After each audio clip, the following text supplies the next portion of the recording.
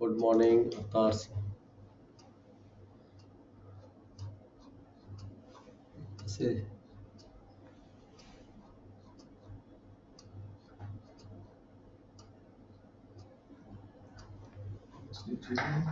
यार भी हाल स्क्रीन ਤੇ ਚਾਹੀਦੀ ਨਾਮ ਦੇ ਆਂਦੇ ਹੋਣੇ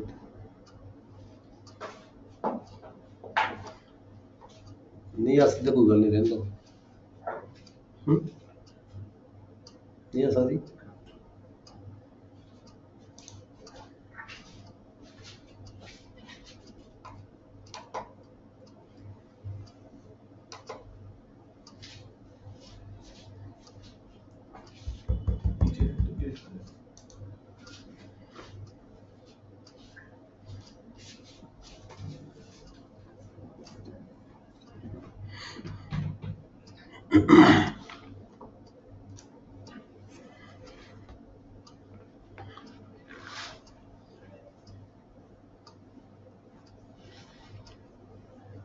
कोई बात नहीं रहने दो नॉट गुड यस प्लीज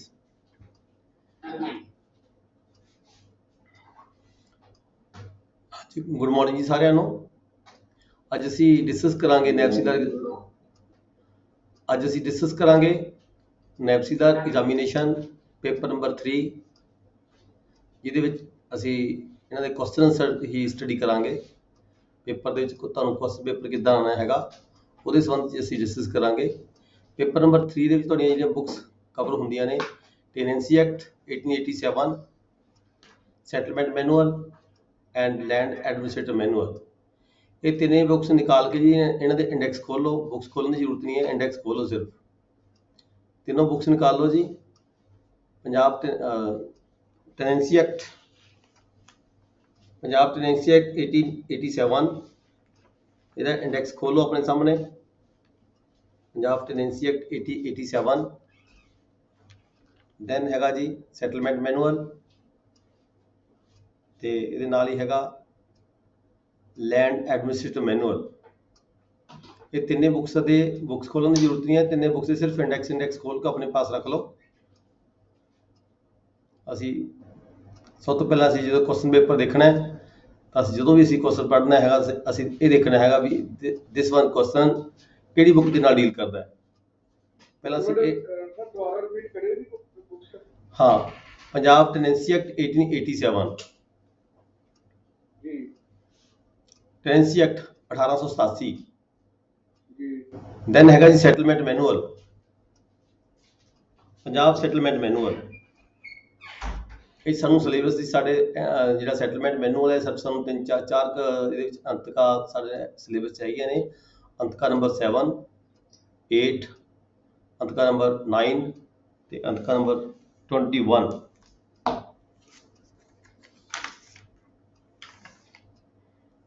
7 8 9 ਤੇ 21 ਇਹ ਸਾਡੇ ਸਿਲੇਬਸ ਚ ਹੈਗੇ ਨੇ ਅਪੈਂਡਿਕਸ ਵੀ ਕਹਿ ਦਿੰਦੇ ਆ ਅਸੀਂ ਇਹਨੂੰ ਅੰਤਕਾ ਵੀ ਕਹਿ ਦਿੰਦੇ ਠੀਕ ਹੈ ਇਹ ਆਪਾਂ ਪੜ੍ਹੀਆਂ ਸੀਗੀਆਂ ਤੇ ਇਸੇ ਤਰੀਕੇ ਜਿਹੜਾ ਸਾਡਾ ਹੈਗਾ ਐਡਮਿਨਿਸਟ੍ਰੇਟਿਵ ਮੈਨੂਅਲ ਲੈਂਡ ਜਿਹਨੂੰ ਅਸੀਂ ਸ਼ਾਰਟ ਦੇ ਵਿੱਚ LAM ਵੀ ਕਹਿ ਦਿੰਦੇ ਆ ਤੇ ਲੈਂਡ ਐਡਮਿਨਿਸਟ੍ਰੇਟਿਵ ਮੈਨੂਅਲ ਤੇ ਇਹਦੇ ਇੰਡੈਕਸ ਖੋਲ ਕੇ ਆਪਣੇ ਪਾਸ ਰੱਖੋ ਜੀ ਅਸੀਂ ਡਿਸਕਸ ਕਰਨ ਜਾ ਰਹੇ ਹਾਂ ਪੇਪਰ 2020 ਜਨਵਰੀ 2020 ਚ ਕੁਐਸਚਨ ਪੇਪਰ ਆਇਆ ਸੀਗਾ ਪੇਪਰ ਨੰਬਰ 3 ਦੇ ਪੇਪਰ ਨੰਬਰ 3 ਦੇ ਸੰਬੰਧ ਵਿੱਚ ਇਹ ਹੈਗਾ all the questions are compulsory please quote relevant provisions of the law in support of your answer books ਖੋਲੀਆਂ ਜੀ ਸਾਰਿਆਂ ਨੇ ਆਪਾਂ ਫਿਰ ਸਟਾਰਟ ਕਰਾਂਗੇ ਪਹਿਲਾਂ ਤੁਸੀਂ ਸਾਰੇ ਬੁੱਕਸ ਖੋਲੋ ਆਪਣੀਆਂ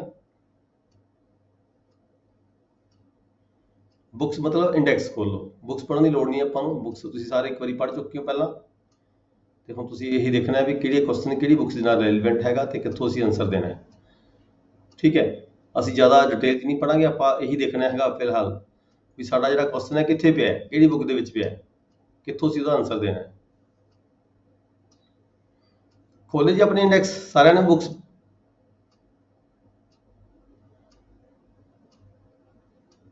ਯੈਸ ਆਰ ਨੋ ਹਾਂਜੀ ਸਰ ਖੋਲੇ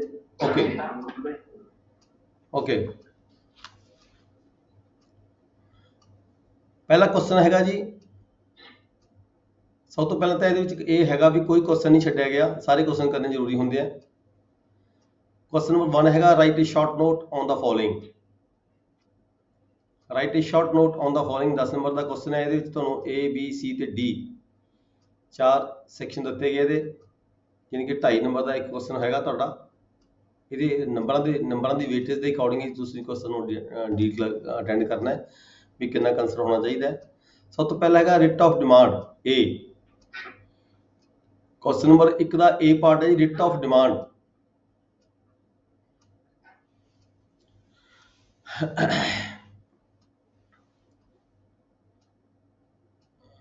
ਦੱਸੋ ਜੀ ਡਿਸਟ੍ਰਿਕਟ ਪਟਿਆਲੇ ਚੋਂ ਦੱਸੋ ਕੋਈ ਰਿਟ ਆਫ ਡਿਮਾਂਡ ਕਿੱਥੋਂ ਡੀਲ ਕਰੋਗੇ? ਕੋਈ ਕਾਨੂੰਨ ਸਾਹਿਬਾਨ ਡਿਸਟ੍ਰਿਕਟ ਪਟਿਆਲੇ ਦੇ ਵਿੱਚੋਂ ਦੱਸੋ ਕਿੱਥੋਂ ਡੀਲ ਕਰਾਂਗੇ ਰਿਟ ਆਫ ਡਿਮਾਂਡ ਕੁਐਸਚਨ? ਕਿਹੜੀ ਬੁੱਕਸ ਦਾ ਆਨਸਰ ਹੈ ਜੀ ਇਹ ਆਪਣੇ ਕੋਲੇ?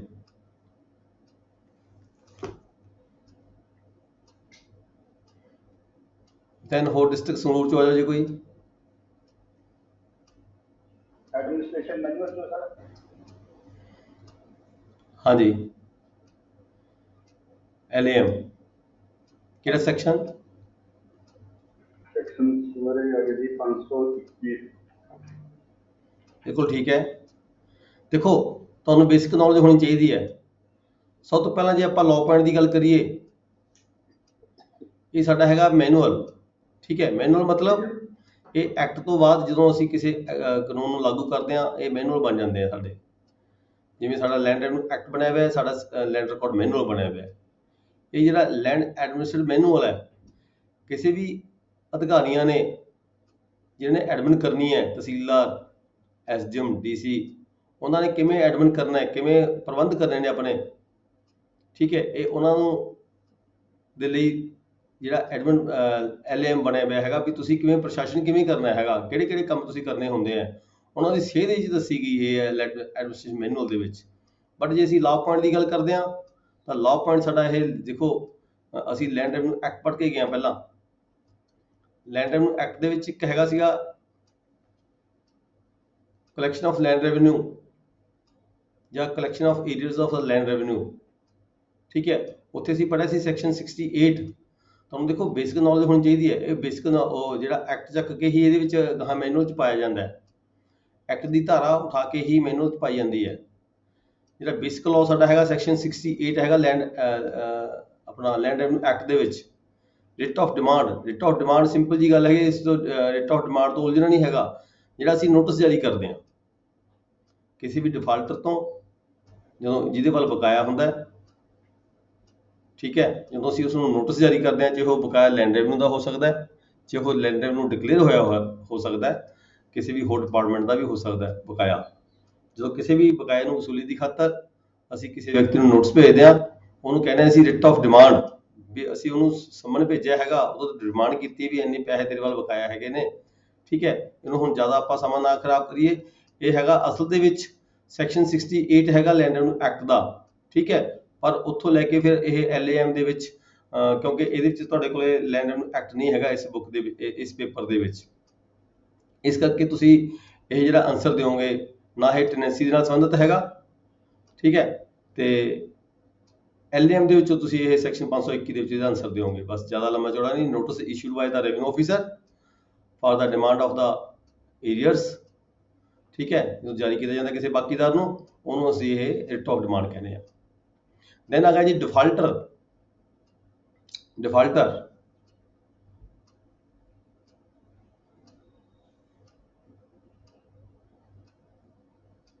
ਦੱਸੋ ਜੀ ਕਿੱਥੋਂ ਆਨਸਰ ਦੇਵਾਂਗੇ ਡਿਫਾਲਟਰ ਦਾ?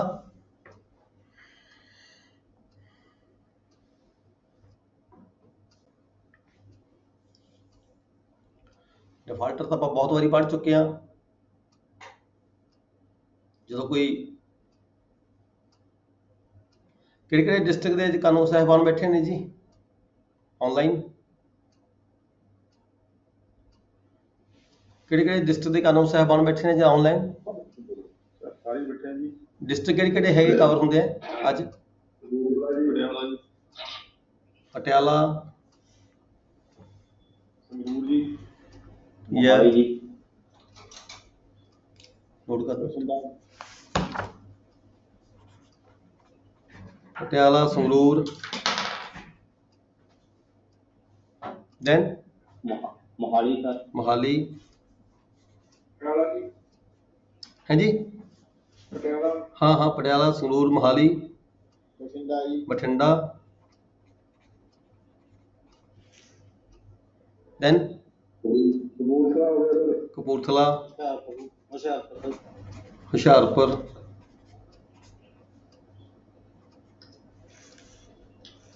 फतेहगढ़ साहब जी। जी जलंधर जी ਜਲੰਧਰ ਇਹ ਮੈਂ ਤਾਂ ਪੁੱਛਣਾ ਕਿਉਂਕਿ ਪਤਾ ਕੀ ਹੈ ਇੱਕ ਇੱਕ ਹਰ ਇੱਕ ਡਿਸਟ੍ਰਿਕਟ ਨੂੰ ਮੈਂ ਮੌਕਾ ਦੇਵਾਂਗਾ ਕੁਐਸਚਨ ਦਾ ਆਨਸਰ ਦੇਣ ਦਾ ਫਿਰ ਥੋੜਾ ਜਿਹਾ ਸਿਸਟਮੈਟਿਕਲੀ ਚੱਲਦਾ ਕੰਮ ਹੋਰ ਦੈਨ बरनाला जी ਜਲੰਧਰ ਤੋਂ ਬਾਅਦ ਬਰਨਾਲਾ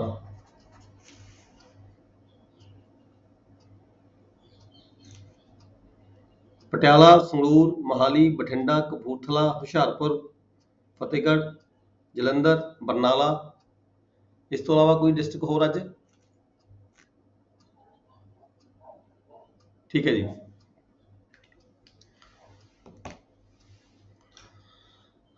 ਆਪਾਂ ਗੱਲ ਕਰ ਰਹੇ ਸੀਗੇ ਬੀ ਪਾਰਟ ਕੁਐਸਚਨ ਨੰਬਰ 1 ਦਾ ਬੀ ਪਾਰਟ ਡਿਫਾਲਟਰ ਹਾਂਜੀ ਡਿਸਟ੍ਰਿਕਟ ਬਰਨਾਲੇ ਵਾਲੇ ਦੱਸੋਗੇ ਜੀ ਡਿਸਟ੍ਰਿਕਟ ਬਰਨਾਲੇ ਵਾਲੇ ਦੱਸਣਗੇ ਕੋਈ ਵੀ ਕਾਨੂੰਨ ਸਹਿਬਾਨ ਵੀ ਡਿਫਾਲਟਰ ਦਾ ਕੁਐਸਚਨ ਅਸੀਂ ਕਿੱਥੋਂ ਡੀਲ ਕਰਾਂਗੇ 516 जी 516 LAM हाँ जी बिल्कुल ठीक है बिल्कुल ठीक है ਵੈਸੇ ਦੇਖੋ ਬੇਸਿਕ ਲਾ ਮੈਂ ਫਿਰ ਉਹੀ ਗੱਲ ਕਰ ਰਿਹਾ ਦੁਬਾਰਾ ਬੇਸਿਕ ਲਾ ਹੈਗਾ ਲੈਂਡ ਐਕਟ ਦੇ ਵਿੱਚ ਹੈਗਾ ਡਿਫਾਲਟਰ ਠੀਕ ਹੈ arrear recovery of arrears of the land revenue recovery of arrears of the land revenue section 60 ਤੋਂ ਸਟਾਰਟ ਹੋਏ ਨੇ ਸੈਕਸ਼ਨ 60 ਤੋਂ ਲੈ ਕੇ 60 ਸ਼ਾਇਦ 61 ਤੋਂ ਸਟਾਰਟ ਹੋ ਗਏ 96 ਤੱਕ ਚਲੇ ਜਾਂਦੇ ਨੇ ਇਹਦੇ ਸੈਕਸ਼ਨ ਇਹ ਬਣਦਾ ਉੱਥੋਂ ਹੀ ਹੈ ਹੁਣ LAM ਦੇ ਵਿੱਚ ਉੱਥੋਂ ਹੀ ਬੇਸਿਕ ਲਾਅ ਬਣਾ ਕੇ ਇੱਥੋਂ ਅੱਗੇ ਆਪ ਨੂੰ ਦੱਸਿਆ ਗਿਆ ਹੈਗਾ ਵੀ ਡਿਫਾਲਟਰ ਕੌਣ ਹੁੰਦਾ ਹੈ ਠੀਕ ਹੈ ਜਦੋਂ ਕੋਈ ਬਾਕੀਦਾਰ ਜਦੋਂ ਕੋਈ ਸਮੇਂ ਸਿਰ ਕੋਈ ਵਿਅਕਤੀ ਆਪਣਾ ਜਿਹੜਾ ਏਰੀਅਰ ਕੋਈ ਅਮਾਉਂਟ ਜਿਹੜੀ ਉਹਦੇ ਵੱਲ ਡਿਊ ਹੈਗੀ ਹੈ ਚਾਹੇ ਉਹ ਲੈਂਡਰ ਨੂੰ ਹੈ ਚਾਹੇ ਉਹ ਕੁਝ ਵੀ ਹੈਗੀ ਹੈ ਅਮਾਉਂਟ ਜਦੋਂ ਸਮੇਂ ਸਿਰ ਕੋਈ ਅਦਾ ਨਾ ਕਰ ਪਾਵੇ ਤਾਂ ਅਸੀਂ ਉਸ ਨੂੰ ਬਾਕੀਦਾਰ ਕਹਿ ਦਿੰਦੇ ਹਾਂ ਡਿਫਾਲਟਰ ਕਹਿ ਦਿੰਦੇ ਹਾਂ ਠੀਕ ਹੈ ਜੀ ਸੈਕਸ਼ਨ 515 16 ਜਿਹੜੇ ਹੈਗੇ LAM ਦੇ ਥਰੂ ਇਹ ਤੁਸੀਂ ਡੀਲ ਕਰ ਲਓ ਠੀਕ ਹੈ ਜੀ ਨੈਕਸਟ ਆ ਗਿਆ ਸੀ ਪਾਰਟ ਕੁਐਸਚਨ ਨੰਬਰ 1 ਦਾ ਸੀ ਪਾਰਟ ਸੇਮ ਐਂਡ ਥੂਰ ਸੇਮ ਐਂਡ ਥੂਰ ਦੱਸੋ ਜੀ ਡਿਸਟ੍ਰਿਕਟ ਜਲੰਧਰ ਵਾਲੇ ਬੰਦੇ ਦੱਸਣਗੇ ਜੀ ਕਾਨੂੰਨ ਸਾਹਿਬਾਨ ਸੇਮ ਐਂਡ ਥੂਰ ਦਾ ਜਿਹੜਾ ਕੁਐਸਚਨ ਹੈ ਅਸੀਂ ਕਿੱਥੋਂ ਡੀਲ ਕਰਾਂਗੇ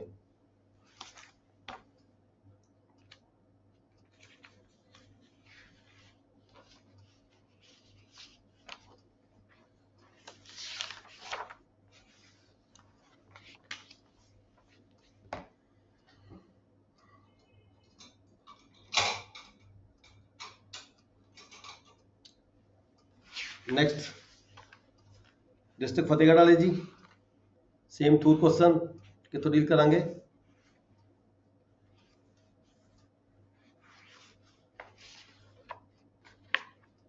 ਹੁਸ਼ਿਆਰਪੁਰ ਜੀ ਸਰ ਲਿਵੀਅਨਸ ਐਂਡ ਡਿਲੀਵੀਅਨਸ ਦੇ ਵਿੱਚ ਆਊਗਾ ਚੈਪਟਰ ਦੇ ਵਿੱਚ ਹੁਣ ਐਗਜ਼ੈਕਟ ਇਹਦਾ ਹਾਂਜੀ ਟੈਨੈਂਸੀ ਐਕਟ 'ਚ ਵੀ ਆ ਸਕਦਾ ਤੇ ਸੈਟਲਮੈਂਟ ਮੈਨੂਅਲ 'ਚ ਵੀ ਆਏਗਾ ਸਰ ਦੇਖੋ ਮੈਂ ਆਪਾਂ ਨੂੰ ਬੇਸਿਕ ਨੌਲੇਜ ਜ਼ਰੂਰੀ ਹੁੰਦੀ ਹੈ ਅੱਗੇ ਫਿਰ ਫਰਦਰ ਜਿਹੜੀ ਮਰਜ਼ੀ ਕਿਤਾਬ ਡੀਲ ਕਰੇ ਇਸ ਨੂੰ ਉਹ ਗੱਲ ਵੱਖਰੀ ਹੈਗੀ ਹੈ ਸੇਮ ਥੂਰ ਦੇ ਰੂਲ ਬਣੇ ਹੋਏ ਹੈਗੇ ਸੇਮ ਐਂਡ ਥੂਰ ਆਪਾਂ ਕਈ ਵਾਰੀ ਗੱਲ ਕਰਕੇ ਆ ਜਿਹੜੀ section sorry standing order 30 financial commission ਦੇ ਸੈਕਸ਼ਨ ਸਟੈਂਡਿੰਗ ਆਰਡਰ 30 ਹੈਗੇ 30 ਦੇ ਪਿਛਲੇ ਪਾਸੇ ਇੱਕ ਸੇਮ ਐਂਡ ਥੂਰ ਕਲਰ ਸੇਮ ਥੂਰ ਦੇ ਆਰਡਰਸ ਰੂਲ ਬਣੇ ਹੋਏ ਨੇ ਉਹ ਡੀਲ ਕਰਦੇ ਆ ਪ੍ਰੋਪਰ ਤਾਂ ਇਸ ਨੂੰ ਠੀਕ ਹੈ ਪਰ ਉਸ ਤੋਂ ਬਾਅਦ ਅੱਗੇ ਹੁਣ ਜਦੋਂ ਮੈਨੂਅਲ ਬਣ ਜਾਂਦੇ ਨੇ ਸਾਡੇ ਫਿਰ ਮੈਨੂਅਲ ਦੇ ਵਿੱਚ ਇਹ ਡੀਲ ਕਰਦਾ ਹੈ ਦੇਖੋ ਜਿਹੜਾ ਸੈਕਸ਼ਨ 558 चेक करना मेरे पास बुक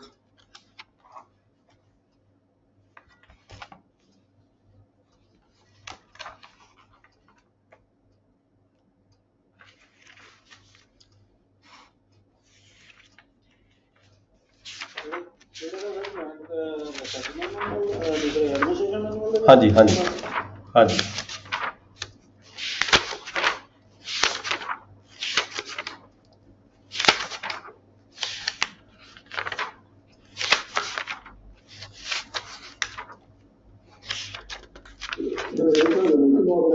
जी हाँ जी 558 ए है 558 ए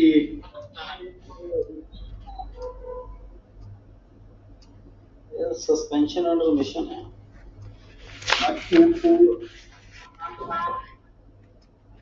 सारा पढ़ो जी 558A पढ़ो जी 558A। ए पढ़ो जी ए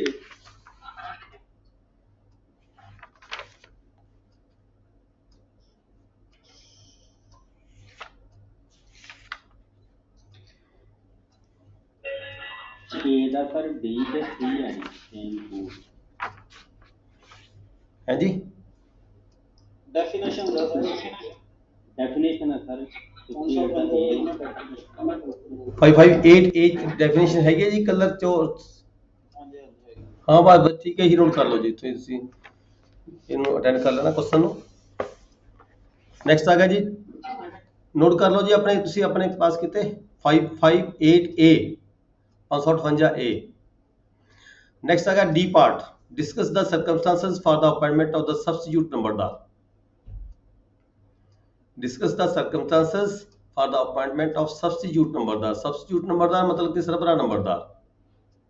ਠੀਕ ਹੈ ਜੀ ਹੁਣ ਤੁਸੀਂ ਦੇਖੋਗੇ ਇਹ ਟੈਨੈਂਸੀ ਐਕਟ ਦੇ ਵਿੱਚ ਤਾਂ ਕਿਤੇ ਹੈ ਨਹੀਂ ਗਿਆ ਨੰਬਰਦਾਰੀ ਬਾਰੇ। ਠੀਕ ਹੈ ਤੇ LAM ਦੇ ਵਿੱਚ ਤੁਸੀਂ ਇੰਡੈਕਸ ਦੇਖ ਰਹੇ ਹੋਵੋਗੇ।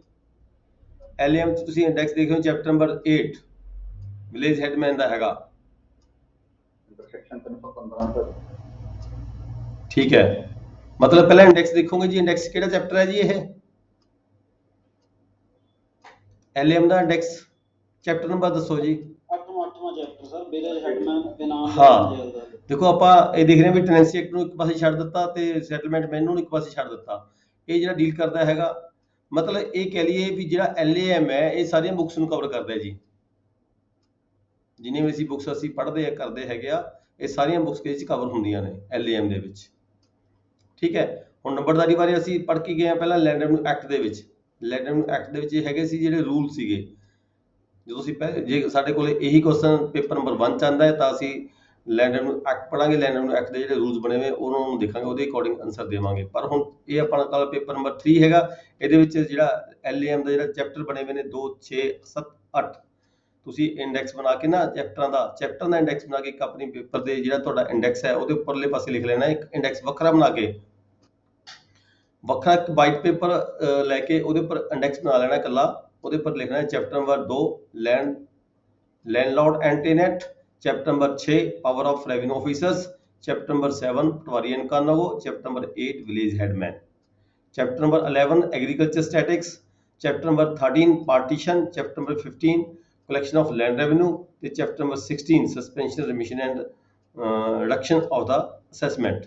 ਇਹ ਤੁਸੀਂ ਇੱਕ ਵੱਖਰਾ ਇੰਡੈਕਸ ਸ਼ਾਰਟ ਇੰਡੈਕਸ ਬਣਾ ਕੇ ਨਾ ਆਪਣੇ ਜਿਹੜਾ ਇੰਡੈਕਸ ਹੈਗਾ LAM ਦਾ ਉਹਦੇ ਉੱਪਰ ਚਿਪਕਾ ਲੈਣਾ ਹੈ ਤਾਂ ਕਿ ਤੁਹਾਨੂੰ ਸਾਰਾ ਇੰਡੈਕਸ ਦੇਖਣ ਦੀ ਲੋੜ ਨਾ ਪਵੇ ਤੇ ਤੁਸੀਂ ਇਹ ਇੰਡੈਕਸ ਦੇਖ ਕੇ ਹੀ ਤੁਹਾਨੂੰ ਪਤਾ ਲੱਗ ਜਾਵੇ ਵੀ ਜਿਹੜਾ ਕੁਐਸਚਨ ਹੈਗਾ ਕੁਐਸਚਨ ਜੇ ਰੈਲੇਵੈਂਟ ਵਿਦ ਨੰਬਰਦਾਰ ਹੈ ਤਾਂ ਤੁਸੀਂ ਸਿੱਧੇ 8 ਨੰਬਰ ਚੈਪਟਰ 'ਚ ਜਾਓਗੇ।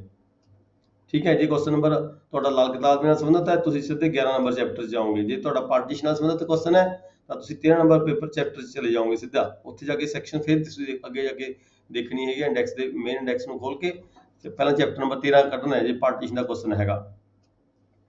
ਜੇ ਕਲੈਕਸ਼ਨ ਦੀ ਲੈਂਡ ਰੈਵਨਿਊ ਦੀ ਕਲੈਕਸ਼ਨ ਦੇ ਨਾਲ ਸੰਬੰਧਿਤ ਪੇਪਰ ਕੁਐਸਚਨ ਹੈਗਾ ਤਾਂ ਤੁਸੀਂ 15 ਨੰਬਰ ਚੈਪਟਰ ਖੋਲਣਾ। 15 ਨੰਬਰ ਚੈਪਟਰ ਦਾ ਜਿਹੜਾ ਇੰਡੈਕਸ ਹੈ ਉਹ ਦੇਖਣਾ ਹੈਗਾ ਸਿਰਫ। ਪਹਿਲੇ ਤੁਹਾਡੇ ਜਿਹੜੇ ਇੰਡੈਕਸ ਨੇ ਉਹ ਸਾਰਾ ਇੰਡੈਕਸ ਪੜ੍ਹਨ ਦੀ ਲੋੜ ਨਹੀਂ ਹੈਗੀ। ਚੈਪਟਰ 15 ਤੇ ਪਹੁੰਚ ਕੇ ਇੰਡੈਕਸ ਦੇ ਚੈਪਟਰ ਨੰਬਰ 15 ਤੇ ਪਹੁੰਚ ਕੇ ਇੰਡੈਕਸ ਨੂੰ ਫਿਰ ਤੁਸੀਂ 15 ਨੰਬਰ ਚੈਪਟਰ ਦੇ ਇੰਡੈਕਸ ਨੂੰ ਹੀ ਇਕੱਲੇ ਨੂੰ ਦੇਖਣਾ ਹੈਗਾ ਵੀ ਕਿਹੜੇ ਸੈਕਸ਼ਨ ਦੇ ਨਾਲ ਅਸੀਂ ਰੈਲੀਵੈਂਟ ਹੈਗੇ। ਠੀਕ ਹੈ ਜੀ ਇਹ ਹੈਗਾ ਤੁਹਾਡਾ LAM ਦਾ 315 ਨੰਬਰ ਹੈਗਾ ਇੱਥੇ ਸਰਬਰਾਹ ਬਾਰੇ ਦੱਸਿਆ ਗਿਆ। ਅਰੇ ਰਿਕਾਰਡਿੰਗ ਤਾਂ ਹੋ ਰਹੀ ਹੈ ਨਾਲ ਦੀ ਨਾਲ ਜੀ। रिकॉर्डिंग हो रही है बेटे? हाँ रिकॉर्डिंग हो रही है जी। ਤਾਂ ਪਲੀਜ਼ ਪਾ ਦਿਓ YouTube ਤੇ ਵੀਡੀਓ ਨਹੀਂ बेटे पा दो आज ये जी पिछली नहीं रही सी कोई पा देना। ठीक है हाँ कोई पा देना दोनों पा देना। Okay sir. देन साडा आ गया जी question number 2 define land. Define land what is land revenue and what does it include। ਇਹ ਕਹਿੰਦੇ ਲੈਂਡ ਨੂੰ ਡਿਫਾਈਨ ਕਰੋ। ਫਿਰ ਲੈਂਡ ਰੈਵਨਿਊ ਕੀ ਹੁੰਦਾ ਹੈ, ਲੈਂਡ ਰੈਵਨਿਊ ਚ ਕਿਹੜੀ ਕਿਹੜੀ ਚੀਜ਼ਾਂ ਇਨਕਲੂਡ ਹੈਗੀਆਂ ਨੇ। ਟੈਨੈਂਸੀ ਐਕਟ ਸਰ ਸੈਕਸ਼ਨ 4 ਦਾ ਪਾਰਟ 1 ਤੇ ਪਾਰਟ 10। ਬਹੁਤ ਤੁਹਾਨੂੰ ਇਹ ਜਿਹੜੀ ਲੈਂਡ ਦੀ ਡੈਫੀਨੇਸ਼ਨ ਹੈ ਇਹ ਤੁਹਾਨੂੰ ਲੈਂਡ ਰੈਵਨਿਊ ਐਕਟ ਦੇ ਵਿੱਚ ਹੀ ਨਹੀਂ ਮਿਲਦੀ ਹੈਗੀ। ਮੈਂ ਸਿੰਪਲੀ ਗੱਲ ਕਰਦਾ, ਟੈਨੈਂਸੀ ਐਕਟ ਦੀ ਸੈਕਸ਼ਨ 4(1) ਦੇ ਮੁਤਾਬਕ ਜਿਹੜੀ ਲੈਂਡ ਕੀ ਹੁੰਦੀ ਹੈ, ਲੈਂਡ ਉਹ ਐਗਰੀਕਲਚਰ ਲੈਂਡ ਹੁੰਦੀ ਹੈ, ਪਰ ਇਹਦੇ ਵਿੱਚ ਕੀ ਹੁੰਦਾ ਹੈ, ਸਿੰਪਲ ਗੱਲ ਕਰੀਏ ਆਪਾਂ, ਇਹਦੇ ਵਿੱਚ ਕੀ ਹੈ, ਜਿਹੜੀ ਆਬਾਦੀ ਹੁੰਦੀ ਹੈ ਟਾਊਨ ਦੀ ਜਾਂ ਕਿਸੇ ਪਿੰਡ ਦੀ, ਉਹ ਸ਼ਾਮਲ ਨਹੀਂ ਹੁੰਦੀ। ਪਰ ਜੇਕਰ ਕਿਸੇ ਖੇਤ ਦੇ ਵਿੱਚ ਕੋਈ ਕੋਠਾ ਬਣਿਆ ਹੋਇਆ ਹੋਵੇ, ਤੂੜੀ ਦਾ ਕੋਠਾ ਬਣਿਆ ਹੋਵੇ, ਕੋਈ ਆਬਾਦੀ ਬਣੀ ਹੋਈ ਹੋਵੇ ਖੇਤ ਦੇ ਵਿੱਚ, ਠੀਕ ਹੈ, ਦੈਟ ਇਜ਼ ਆਲਸੋ ਲੈਂਡ, ਉਹ ਵੀ ਲੈਂਡ ਦੀ ਪਰਿਭਾਸ਼ਾ ਵਿੱਚ ਆਉਂਦੀ ਹੈ। ਠੀਕ ਹੈ ਜੀ, ਇਹ ਇੰਪੋਰਟੈਂਟ ਕੁਐਸਚਨ ਹੈ ਜੀ ਇਹ। ਜੇ ਕਿਸੇ ਲੈਂਡ ਦੇ ਵਿੱਚ, ਐਗਰੀਕਲਚਰ ਲੈਂਡ ਦੇ ਵਿੱਚ ਕੋਈ ਕੋਠਾ ਵਗੈਰਾ ਬਣਿਆ ਹੋਇਆ ਹੈਗਾ, ਕੋਈ ਡੰਗਰਾਂ ਦਾ ਕੋਠਾ ਬਣਿਆ ਹੋਇਆ, ਕੋਈ ਖੂਹ ਦਾ, ਕੋਈ ਟਿਊਬਵੈਲ ਦਾ ਕੋਠਾ ਬਣਿਆ ਹੋਇਆ ਹੈ ਜੀ, ਤਾਂ ਉਹਨੂੰ ਵੀ ਅਸੀਂ ਲੈਂਡ ਹੀ ਕਹਾਂਗੇ। ਪਰ ਜੇ ਕਿਸੇ ਪਿੰਡ ਦੇ ਵਿੱਚ ਜਿਹੜੀ ਆਬਾਦੀ ਦੇ ਵਿੱਚ ਕੋਈ ਲੈਂਡ ਦੇ ਉੱਪਰ ਕੋਈ ਆਬਾਦੀ ਬਣੀ ਹੋਈ ਹੈ, ਕੋਠਾ ਬਣਿਆ ਹੋਇਆ ਹੈ, ਉਹ ਲੈਂਡ ਦੀ ਪਰਿਭਾਸ਼ਾ ਚੋਂ ਬਾਹਰ ਹੋ ਜਾਂਦਾ। ਇਸ ਨੂੰ ਅਸੀਂ ਲੈਂਡ ਹੀ ਕਹਿੰਦੇ, ਐਗਰੀਕਲਚਰ ਲੈਂਡ ਦੇ ਵਿੱਚ ਹੀ ਆ ਜਾਂਦਾ ਹੈ। ਜੇ ਕੋਈ ਖੇਤ ਦੇ ਵਿੱਚ ਕੋਈ, ਹੁਣ ਲੈਂਡ ਦੀ ਡੈਫੀਨੇਸ਼ਨ ਤਾਂ ਹੋਈ ਸੈਕਸ਼ਨ 4(1) ਦੇ ਵਿੱਚ, ਠੀਕ ਹੈ। What is the land revenue,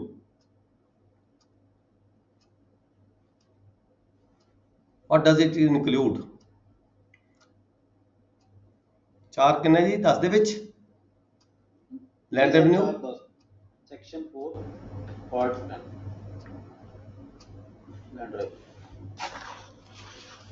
land revenue means land revenue assessed under any land for the time being। ਇਹਦੇ ਵਿੱਚ ਹੀ ਨਾਲ ਹੈ ਵੀ ਕਿਹੜੇ ਕਿਹੜੇ ਚੀਜ਼ ਚ ਇਨਕਲੂਡ ਹੁੰਦੀਆਂ ਨੇ। ਇਹ ਪਾਰਟ ਚ ਹੈ ਰੇਟਸ ਇੰਪੋਜ਼ਡ, ਸਮ ਪੇਬਲ, ਠੀਕ ਹੈ ਜੀ, ਇਹ ਪੂਰਾ ਥੋੜਾ ਕਵਰ ਹੋ ਜਾਂਦਾ ਇਹਦੇ ਨਾਲ। ਕਿਹੜਾ ਸਰ ਕਿਹੜਾ 4(10) ਟੈਨੈਂਸੀ ਐਕਟ ਸੈਕਸ਼ਨ 4(1) ਦੇ ਵਿੱਚ ਲੈਂਡ ਦੀ ਡੈਫੀਨੇਸ਼ਨ ਹੈਗੀ ਹੈ।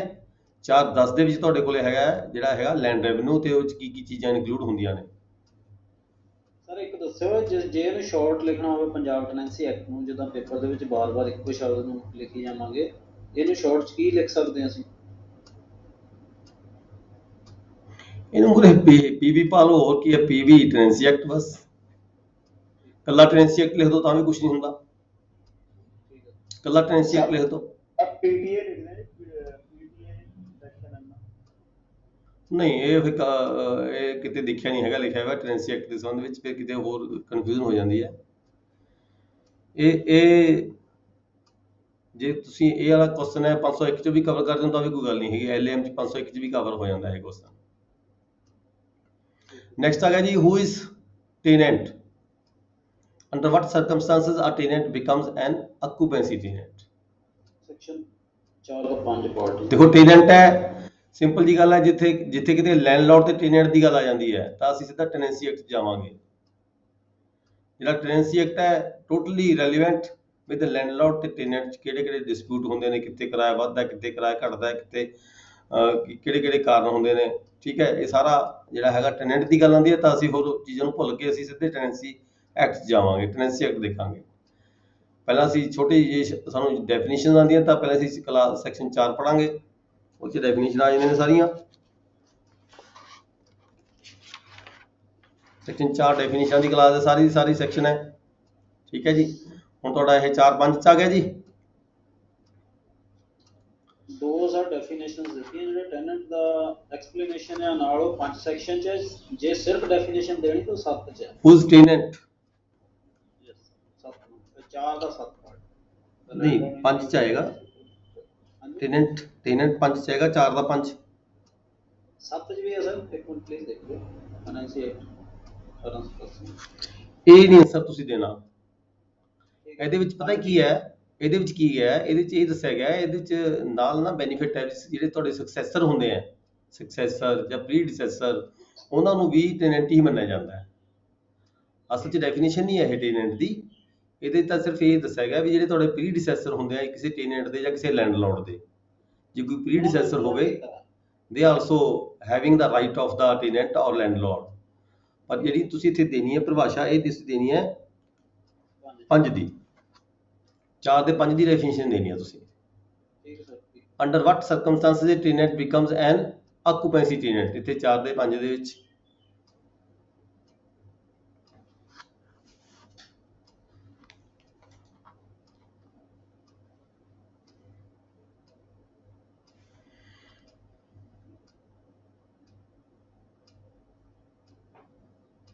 Then आ गया जी C part, explain rates and cesses and village cesses। ਇਹ ਵੀ ਇਹਦਾ part ਹੈ ਸਰ। 4 ਦਾ 11 ਤੇ 12 ਜੀ। 11 ਠੀਕ ਹੈ ਜੀ। ਨੈਕਸਟ ਆ ਗਿਆ ਟੈਨੈਂਸੀ ਐਕਟ ਦਾ 4 ਦਾ 11 ਤੇ 12, ਇਹ ਤੁਸੀਂ ਦੇ ਦੋਗੇ ਰੇਟਸ ਐਂਡ ਸੈਸਸ ਬਾਰੇ, ਵਿਲੇਜ ਸੈਸਸ ਬਾਰੇ। ਨੈਕਸਟ ਆ ਗਿਆ ਜੀ D part, Ram claims right of occupancy in land jointly owned by him with other co-sharers, will his claim succeed in the light of the provisions of the Punjab Tenancy Act 1887। ਦੇਖੋ ਇਹ ਕਹਿੰਦਾ ਵੀ ਕੋਈ ਵਿਅਕਤੀ ਜਿਹੜਾ share holder ਹੈਗਾ ਕਿਸੇ ਖੇਵੜ ਦੇ ਵਿੱਚ, ਜਿਹੜਾ ਸ਼ੇਅਰ ਹੋਲਡਰ ਹੈ, ਜੁਆਇੰਟ ਓਨਰ ਹੈ, ਜੁਆਇੰਟਲੀ ਓਨਰ ਹੈ, ਠੀਕ ਹੈ, ਉਹ ਕਲੇਮ ਕਰਦਾ ਆਕੂਪੈਂਸੀ ਰਾਈਟ ਦੇ, ਰਾਈਟ ਕੀ ਉਹਦਾ ਜਿਹੜਾ ਕਲੇਮ ਹੈ ਸਹੀ ਹੈ ਜਾਂ ਗਲਤ ਹੈ। ਦੱਸਣਗੇ ਜੀ ਮੈਨੂੰ ਡਿਸਟ੍ਰਿਕਟ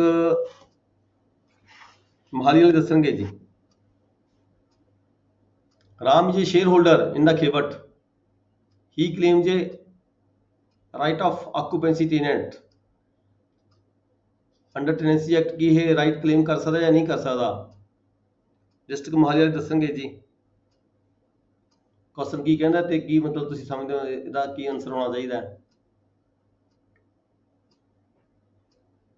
ਦੈਨ ਸੰਗਰੂਰ ਡਿਸਟ੍ਰਿਕਟ ਚੋਂ ਜੀ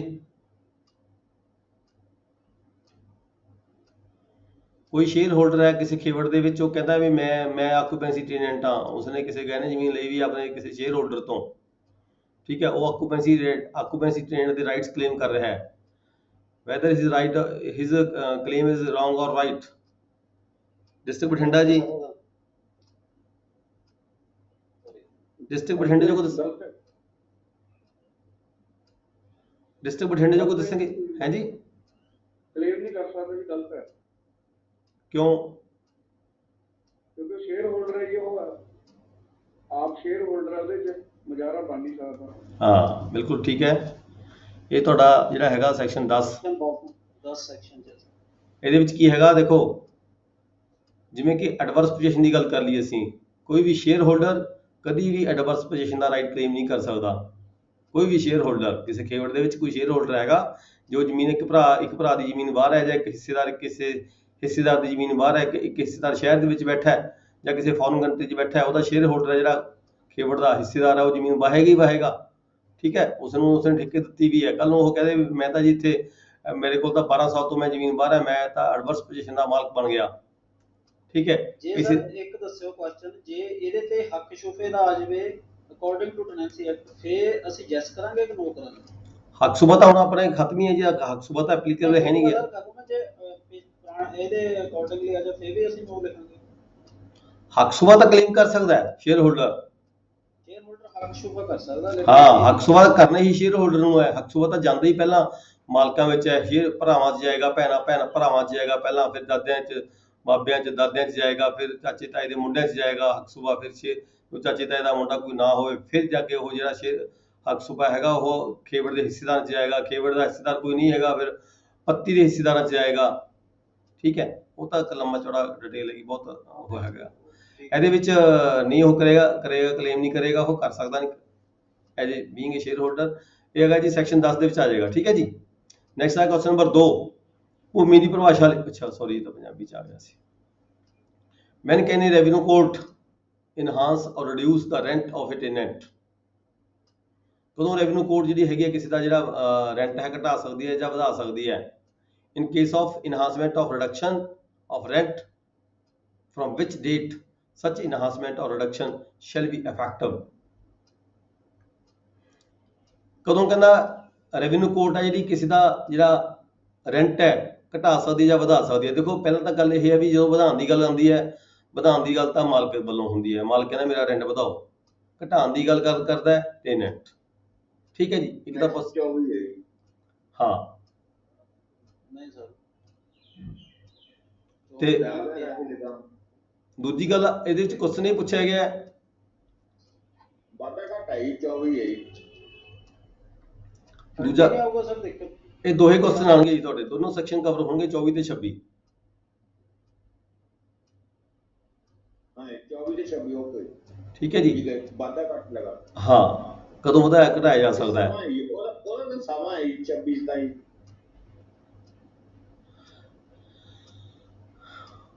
ਫਰੋਮ ਵਿਚ ਡੇਟ, ਸਮਾਂ ਹੀ ਦੱਸਿਆ ਪੁੱਛਿਆ ਬਣੇ ਤੋਂ, ਫਰੋਮ ਵਿਚ ਡੇਟ ਸੱਚ ਇਨਹਾਂਸਮੈਂਟ ਔਰ ਰਿਡਕਸ਼ਨ ਸ਼ੈਲ ਬੀ ਇਫੈਕਟਿਵ।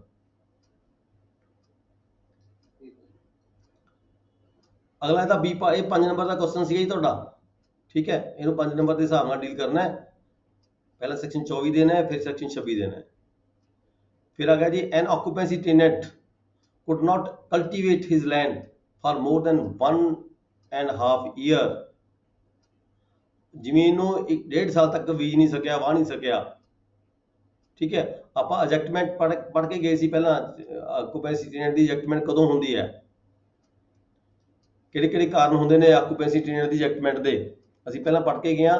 ਉਹਦੇ ਚ ਹਾਥੀ ਮਾਰ ਕੇ ਦੇਖਿਓ, an occupancy tenant could not cultivate his land for more than 1.5 year। 1.5 ਸਾਲ ਤੱਕ ਜ਼ਮੀਨ ਨੂੰ ਕਿਸੇ ਕਾਰਨ ਵਾਹ ਨਹੀਂ ਸਕਿਆ, ਬੀਜ ਨਹੀਂ ਸਕਿਆ। What is its effect on his right of occupancy. ਉਹਦਾ ਕੀ ਪ੍ਰਭਾਵ ਪਏਗਾ ਉਹਦੀ ਟੈਨੈਂਸੀ ਦੇ ਉੱਪਰ। Explain the grounds which provide for the ejectment of an occupancy tenant। occupancy tenant ਨੂੰ ejectment ਕਦੋਂ ਕਰਾਈ ਜਾ ਸਕਦੀ ਹੈ, ਉਹਦੀਆਂ ਗਰਾਊਂਡ ਪੁੱਛੇ ਕਿਹੜੀਆਂ ਕਿਹੜੀਆਂ ਨੇ, ਉਹਦੇ ਵਿੱਚ ਹੀ ਇੱਕ ਗਰਾਊਂਡ ਹੈਗੀ ਹੈ। ਸੈਕਸ਼ਨ 30 ਹੈ ਜੀ। ਹਾਂ, ਸੈਕਸ਼ਨ 38 ਟੈਨੈਂਸੀ ਐਕਟ ਜੀ, ਟੈਨੈਂਸੀ ਐਕਟ ਸੈਕਸ਼ਨ 38 ਤੇ ਸੈਕਸ਼ਨ 39 ਦੋਨੋਂ ਹੋਣਗੇ ਕਵਰ ਇਹਦੇ ਵਿੱਚ।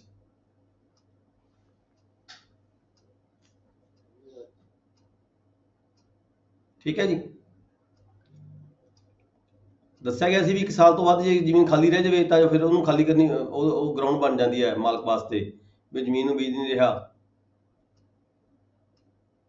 ਜਿਵੇਂ ਕਿ ਇਹ ਗੱਲ ਕਿਰਾਏ ਤੇ ਵੀ ਲਾਗੂ ਹੋ ਜਾਂਦੀ ਹੈ, ਕਿਰਾਏ ਦੀਆਂ ਦੁਕਾਨਾਂ ਹੁੰਦੀਆਂ ਨੇ। ਕਿਰਾਏ ਦੀ ਦੁਕਾਨ ਕੋਈ ਬੰਦਾ ਕਹਿੰਦਾ ਹੈ ਵੀ ਮੈਂ, ਦੇਖੋ ਟੈਨੈਂਸੀ ਐਕਟ ਸਾਡੀ ਦੁਕਾਨਾਂ ਜਿਹੜੀਆਂ ਅਸੀਂ ਕਿਰਾਏ ਤੇ ਦੁਕਾਨਾਂ ਦਿੰਦੇ ਹਾਂ, ਕੋਈ ਪ੍ਰਾਪਰਟੀ ਕਿਰਾਏ ਤੇ ਦਿੰਦੇ ਹਾਂ, ਉਹੀ ਐਕਟ ਇਹ ਲਾਗੂ ਹੁੰਦਾ ਉਹਦੇ ਤੇ ਵੀ। ਜੇ ਕੋਈ ਮਾਲਕ ਕਹੇ ਮੇਰੀ ਦੁਕਾਨ ਕਿਰਾਏ ਤੇ ਆ ਪਰ ਮੈਨੂੰ ਲੋੜ ਹੈ, ਹੁਣ ਮੈਂ ਦੁਕਾਨ ਕਰਨੀ ਹੈ ਕਿਰਾਏ ਦੀ, ਮੇਰੇ ਬੇਟੇ ਨੇ ਕਰਨੀ ਹੈਗੀ ਹੈ, ਪਰਸਨਲ ਨੈਸੈਸਿਟੀ ਇਹਨੂੰ ਆਪਾਂ ਕਹਿੰਦੇ ਹਾਂ। ਪਰਸਨਲ ਨੈਸੈਸਿਟੀ ਦੇ ਲਈ ਜੇ ਕੋਈ ਵਿਅਕਤੀ ਦੁਕਾਨ ਖਾਲੀ ਕਰਵਾਉਂਦਾ ਹੈ ਕਿਸੇ ਟੈਨੈਂਟ ਤੋਂ, ਕਿਰਾਏਦਾਰ ਤੋਂ, ਪਰ ਜੇਕਰ ਉਹ ਸਾਲ ਤੱਕ ਦੁਕਾਨ ਨੂੰ ਦੁਬਾਰਾ 1 ਸਾਲ ਤੱਕ ਦੁਕਾਨ ਕਰ ਨਾ ਸਕੇ ਦੁਬਾਰਾ, ਜਿਸ ਮਕਸਦ ਲਈ ਉਹਨੇ ਦੁਕਾਨ ਖਾਲੀ ਕਰਵਾਈ ਸੀਗੀ, ਤਾਂ ਟੈਨੈਂਟ ਕੋਲੇ ਦੁਬਾਰਾ ਰਾਈਟ ਹੈਗਾ ਕੋਰਟ ਵਿੱਚ ਜਾ ਕੇ ਦੁਬਾਰਾ ਦੁਕਾਨ ਨੂੰ ਲੈ ਸਕਦਾ ਹੈ ਉਸੇ ਕਿਰਾਏ ਤੇ। ਠੀਕ ਹੈ, ਇਹ ਵੀ ਲਾਅ ਹੈਗਾ ਇਸ ਟੈਨੈਂਸੀ ਐਕਟ ਦੇ ਵਿੱਚ ਵੀ ਜੇ ਕੋਈ ਕਿਰਾਏ ਮਾਲਕ ਨੇ ਦੁਕਾਨ ਖਾਲੀ ਕਰਾ ਲਈ ਕਿਸੇ ਤੋਂ ਕੋਰਟ ਦੇ ਰਾਹੀਂ, ਕੋਰਟ ਨੇ ਐਜੈਕਟਮੈਂਟ ਆਰਡਰ ਜਾਰੀ ਕਰ ਦਿੱਤਾ, ਦੁਕਾਨ ਖਾਲੀ ਹੋ ਗਈ ਪਰ ਦੁਕਾਨ 1 ਸਾਲ ਤੱਕ ਖਾਲੀ ਪਈ ਰਹੀ, ਤਾਂ ਜਿਹੜਾ ਕਿਰਾਏਦਾਰ ਸੀਗਾ ਉਹ ਦੁਬਾਰਾ ਕੋਰਟ ਜਾ ਕੇ ਦੁਬਾਰਾ ਦੁਕਾਨ ਦਾ ਕਬਜ਼ਾ ਲੈ ਸਕਦਾ ਹੈ ਅਦਾਲਤ ਤੋਂ ਆਰਡਰ ਕਰਵਾ ਕੇ। ਨੈਕਸਟ ਕੁਐਸਚਨ ਹੈ 4 ਨੰਬਰ ਜੀ, what are the rights of an ejected tenant? What are the rights of an ejected tenant? How would a revenue court or officer proceed in case of dispute between landlord and tenant in consequences of an ejection order? ਕਹਿੰਦਾ ਜਿਹੜਾ ejected tenant ਹੈ, ਜਿਹੜਾ eject ਹੋ ਚੁੱਕਿਆ tenant, ਉਹਦੇ ਕੀ rights ਨੇ। ਜਿਸ tenant ਨੂੰ ਅਸੀਂ ਉਹ ਤੋਂ ਜ਼ਮੀਨ ਖਾਲੀ ਕਰਵਾ ਚੁੱਕੇ, ਉਹਨੂੰ ਹੋਰ ਕੀ ਰਾਈਟ ਨੇ। How would a revenue officer ਜਾਂ revenue court proceed in case of dispute between the landlord and tenant in the consequences of an ejection order? Section 49 ਜੀ। ਹਾਂ, ਸੈਕਸ਼ਨ 49 ਤੇ ਸ਼ਾਇਦ 50 ਵੀ ਕਵਰ ਹੋਏਗਾ ਇਹਦੇ ਨਾਲ।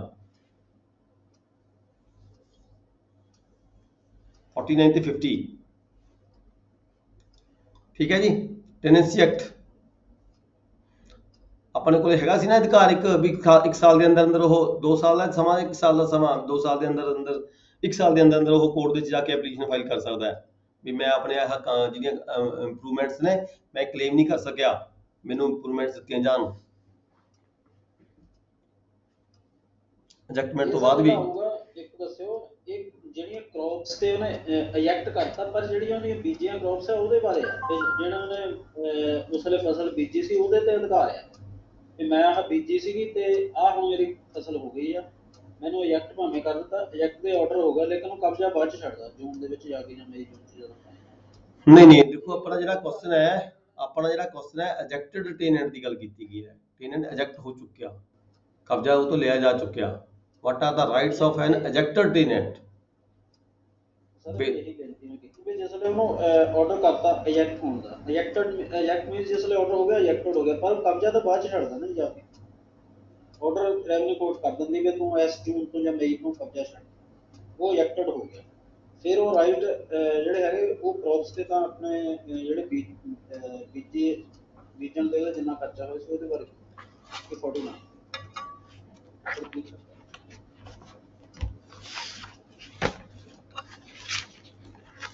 ਸੈਕਸ਼ਨ 49 ਕੀ ਕਹਿੰਦਾ ਜੀ?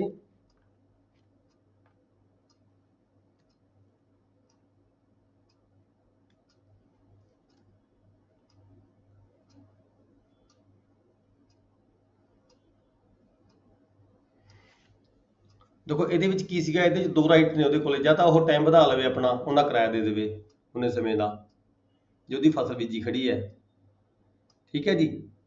ਜਾਂ ਫਿਰ ਲੈਂਡਲੋਰਡ ਕੋਲੇ ਰਾਈਟ ਸੀਗਾ ਵੀ ਉਹਦੀ ਜਿਹੜੀ ਖੜੀ ਫਸਲ ਦਾ ਪੇਮੈਂਟ ਦੇ ਕੇ ਕਬਜ਼ਾ ਲੈ ਲੈ ਇਮੀਡੀਏਟਲੀ। ਟੇਨੈਂਟ ਕੋਲੇ ਰਾਈਟ ਇਹ ਹੁੰਦਾ ਹੈ, ਟੇਨੈਂਟ ਆਪਣੀ ਫਸਲ ਨੂੰ ਖੜੀ ਨੂੰ ਰੱਖ ਸਕਦਾ ਹੈ, ਸਮੇਂ ਦੀ ਡਿਮਾਂਡ ਕਰ ਸਕਦਾ, ਮੈਨੂੰ ਹੋਰ ਸਮਾਂ ਦਿੱਤਾ ਜਾਵੇ ਉਹਨਾਂ। Section 49 rights of the ejected tenant in respect of the crops and the land prepared for sowing. Section 50 है relief of wrongful dispossession और ejectment। ਇੱਥੇ ਨੇ ਜਿਹੜਾ ਕੁਐਸਚਨ ਹੈ, ਕੁਐਸਚਨ ਦੇ ਵਿੱਚ ਇਹਨੇ ਆਪਾਂ ਨੂੰ ਲੈਣਾ ਦਾ ਉਹਦੇ ਬਾਰੇ ਦੱਸਿਆ ਵੀ ਕ੍ਰੌਪ ਦੀ ਖੜੀ ਹੈ, ਕੀ ਕਾਰਨ ਹੈ, ਕਿਉਂ ejectment ਉਹਦੀ ਹੋਈ ਹੈ, ਠੀਕ ਹੈ। ਗੱਲ ਗੋਲ ਜੀ ਕਰ ਦਿੱਤੀ ਇਸਨੇ ਦੋਨੇ ਪਾਸੇ। ਸੈਕਸ਼ਨ ਇਹਦਾ ਜਿਹੜਾ B ਪਾਰਟ ਹੈ, B ਪਾਰਟ 'ਚ ਦੱਸਿਆ ਗਿਆ ਇਸਨੇ explain the rights of the landlord and tenant to the produce under Punjab tenancy act 1870। ਇਹਦਾ ਜਿਹੜਾ B ਪਾਰਟ ਹੈ, B ਪਾਰਟ ਦੇ ਵਿੱਚ ਉਹਨੇ ਪ੍ਰੋਡਿਊਸ ਦੇ ਸੰਬੰਧ ਵਿੱਚ ਗੱਲ ਕੀਤੀ ਹੈ, ਲੈਂਡਲॉर्ड ਦਾ ਤੇ ਟੇਨੈਂਟ ਦਾ ਕੀ ਰਾਈਟ ਹੈਗਾ।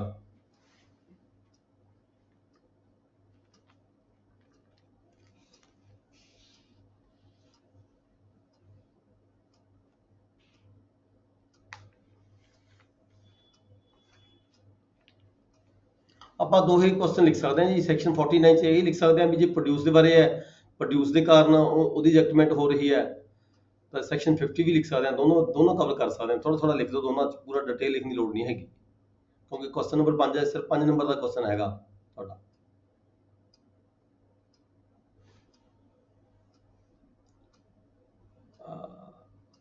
ਇੱਕ ਬੇਦਖਲ ਟੇਨੈਂਟ ਦੇ ਹੱਕ ਕੀ ਹਨ? ਇੱਕ ਕੇਸ ਵਿੱਚ ਬੇਦਖਲੀ ਹੁਕਮਾਂ ਬਾਰੇ, ਮਾਲਕ ਦਾ ਟੇਨੈਂਟ ਵਿੱਚ ਪੈਦਾ ਹੋਏ ਝਗੜੇ ਸੰਬੰਧੀ ਮਾਲ ਅਦਾਲਤ ਜਾਂ ਅਫਸਰ ਦੀ ਕੀ ਕਾਰਵਾਈ ਕਰ ਸਕਦੇ ਹਨ।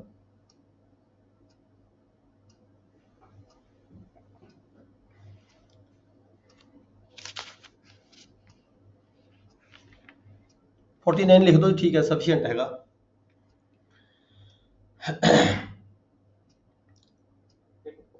ਹਾਂਜੀ, ਫਿਰ ਤੁਹਾਡਾ ਆਨਸਰ ਬਹੁਤ ਵੱਡਾ ਹੋ ਜਾਂਦਾ ਹੈ ਜੇ ਤੁਸੀਂ 50 ਵੀ ਲਿਖਣ ਲੱਗ ਜਾਓਗੇ। ਫਿਰ ਜਿਹੜਾ ਤੁਹਾਡਾ ਇਹ B ਪਾਰਟ ਹੈ, explain the rights of the landlord and tenant. ਇੱਥੇ ਲੈਂਡ ਇਹਦੇ ਵਿੱਚ ਜਦੋਂ ਤੁਸੀਂ 49 ਲਿਖਣਾ ਹੈ, ਉੱਥੇ ਤੁਸੀਂ ਲੈਂਡਲॉर्ड ਦੀ ਜਿਹੜੀ ਮਾਲਕ ਦੀ ਗੱਲ ਹੈ ਉਹ ਛੱਡ ਦੇਣਾ ਵਿੱਚੋਂ, ਉੱਥੇ ਇਕੱਲੇ ਟੇਨੈਂਟ ਦੇ ਰਾਈਟ ਲਿਖ ਦੇਣੇ ਆਪਾਂ ਨੇ। ਜਿਹੜਾ 49 ਹੈ ਜੀ, ਇਹਦੇ ਵਿੱਚ ਨਾਲ ਮਾਲਕ ਦੇ ਵੀ ਦੱਸੇ rights of the ejected tenants in crop, ਹਾਂ ਇਕੱਲੇ ਟੇਨੈਂਟ ਬਾਰੇ ਗੱਲ ਕੀਤੀ ਹੈ, ਠੀਕ ਹੈ। ਤੇ ਅੱਗੇ ਇਹਦਾ B ਪਾਰਟ ਹੈ, explain the rights of the landlord and tenant. ਇੱਥੇ ਦੋਨਾਂ ਦੀ ਗੱਲ ਕੀਤੀ ਗਈ ਹੈ। Explain the rights of the landlord and tenant to produce under Punjab tenancy act 1887। Next act 12 ਆ ਗਈ।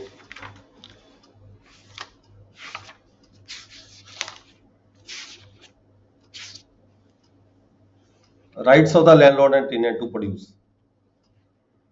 ਚੈਪਟਰ ਨੰਬਰ 3 ਦੇ ਵਿੱਚ ਆਉਂਦਾ ਜੀ ਇਹ। Chapter number 3 section 12 respective rights of landlord and ਟੇਨੈਂਟ।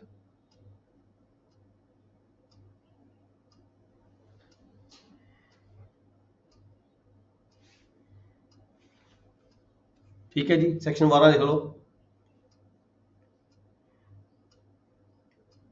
Section 12 tenancy act ਦਾ ਜੀ।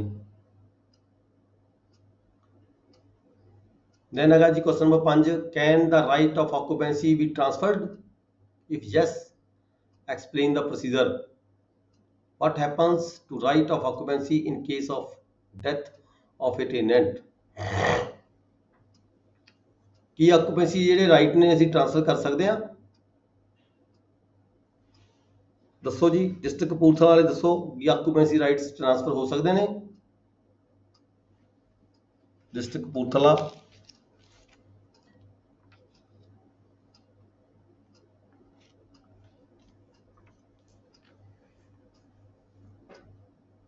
ਫਤਿਹਗੜ੍ਹ ਦੱਸੋ ਜੀ, ਡਿਸਟ੍ਰਿਕਟ ਫਤਿਹਗੜ੍ਹ ਦੇ ਕਾਨੂੰਨ ਸਹਿਬਾਨ ਬੈਠੇ ਹੋਣਗੇ।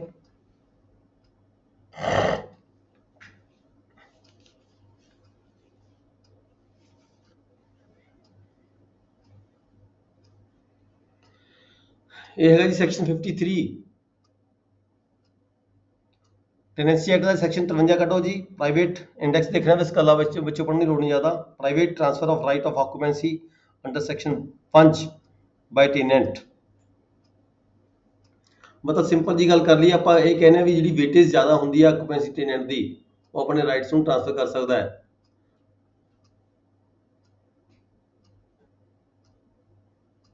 ਠੀਕ ਹੈ ਜੀ, ਬਾਈ ਵੇ ਆਫ ਸੇਲ ਵੀ ਕਰ ਸਕਦਾ ਹੈ, ਗਿਫਟ ਵੀ ਕਰ ਸਕਦਾ ਹੈ, ਮੌਰਗੇਜ ਵੀ ਕਰ ਸਕਦਾ ਹੈ। ਕਿਹੜੇ ਤੇ ਸਰ? ਸੈਕਸ਼ਨ 53। ਪੰਜ ਚੋਂ ਨਹੀਂ ਆ ਸਕਦਾ ਜੀ? ਹੈ ਜੀ, ਸੈਕਸ਼ਨ 5 ਟੈਨੈਂਟਸ ਜਦੋਂ ਰਾਈਟਸ ਆਫ ਆਕੂਪੈਂਸੀ, ਉਹ ਤਾਂ ਡੈਫੀਨੇਸ਼ਨ ਹੁੰਦੀ ਹੈ ਆਕੂਪੈਂਸੀ ਟੈਨੈਂਟ ਕੌਣ ਹੁੰਦੇ ਨੇ। ਇਹ 59 ਵੀ ਆਊਗਾ ਜੀ ਵਿੱਚ ਹੀ। 59 ਜਿੱਥੇ ਡੈਥ ਦੀ ਗੱਲ ਕੀਤੀ ਗਈ ਤਾਂ ਉੱਥੇ 59 ਕਵਰ ਕਰੇਗਾ। ਪਹਿਲਾਂ ਜਿਹੜਾ ਆਕੂਪੈਂਸੀ ਟ੍ਰਾਂਸਫਰ ਦੀ ਗੱਲ ਕੀਤੀ ਗਈ ਹੈ, ਇੱਥੇ 53 ਹੈਗਾ। ਦੈਨ ਅਗਲਾ ਜਿਹੜਾ ਸੈਕੰਡ ਪਾਰਟ ਹੈਗਾ, what happens to the right of occupancy in case of death of a tenant? ਜੇ ਕਿਸੇ ਟੈਨੈਂਟ ਦੀ ਡੈਥ ਹੋ ਜਾਂਦੀ ਹੈ ਤਾਂ ਉਹਦਾ ਕੀ ਰਾਈਟ ਬਣਦਾ ਹੈਗਾ? what happens, ਉਹਦੇ ਰਾਈਟਾਂ ਦਾ ਕੀ ਬਣੇਗਾ ਜੇ ਕਿਸੇ ਆਕੂਪੈਂਸੀ ਟੈਨੈਂਟ ਦੀ ਡੈਥ ਹੋ ਜਾਵੇ? ਦੈਨ 59, ਫਿਰ ਤੁਸੀਂ 59 ਕਵਰ ਕਰਨਾ ਹੈ। ਤੁਸੀਂ ਇਸ ਆਨਸਰ ਦੇ ਲਈ ਦੋਨੋਂ ਸੈਕਸ਼ਨ ਦੇਣੇ ਨੇ, 53 ਵੀ ਦੇਣਾ ਹੈ, 59 ਵੀ ਦੇਣਾ ਹੈ। 59 ਚ ਕੀ ਸਕਸੈਸ਼ਨ ਹੁੰਦੀ ਹੈ?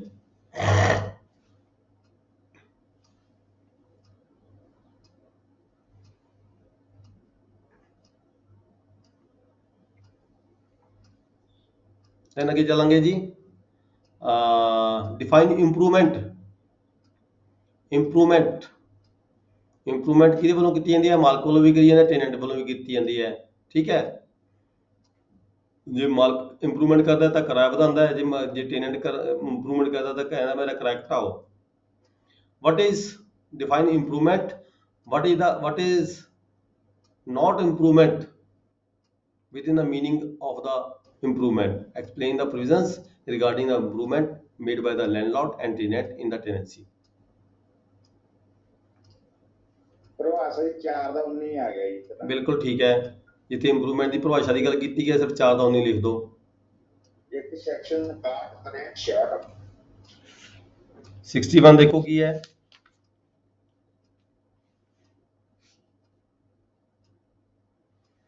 ਸੈਕਸ਼ਨ 61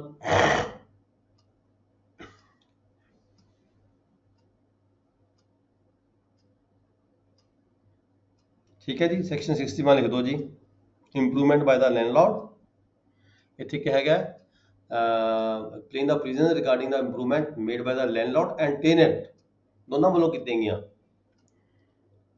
62 ਆਊਗਾ ਜੀ। 61 ਵੀ ਲਿਖੋਗੇ ਜੀ, ਇੰਪਰੂਵਮੈਂਟ ਬਾय ਦਾ ਲੈਂਡਲॉर्ड। 63 61 ਚ ਇੰਪਰੂਵਮੈਂਟ ਮੇਡ ਬਾय ਦਾ ਲੈਂਡਲॉर्ड ਹੈਗਾ। 63 ਵੀ ਆਊਗਾ ਜੀ। 63 ਚ ਆ ਜਾਏਗਾ ਇੰਪਰੂਵਮੈਂਟ ਮੇਡ ਬਾय ਦਾ ਟੈਨੈਂਟ ਆ ਜਾਏਗਾ, ਦੋਨੇ ਕਵਰ ਹੋ ਜਾਣਗੇ। 66 ਵੀ ਆਊਗਾ।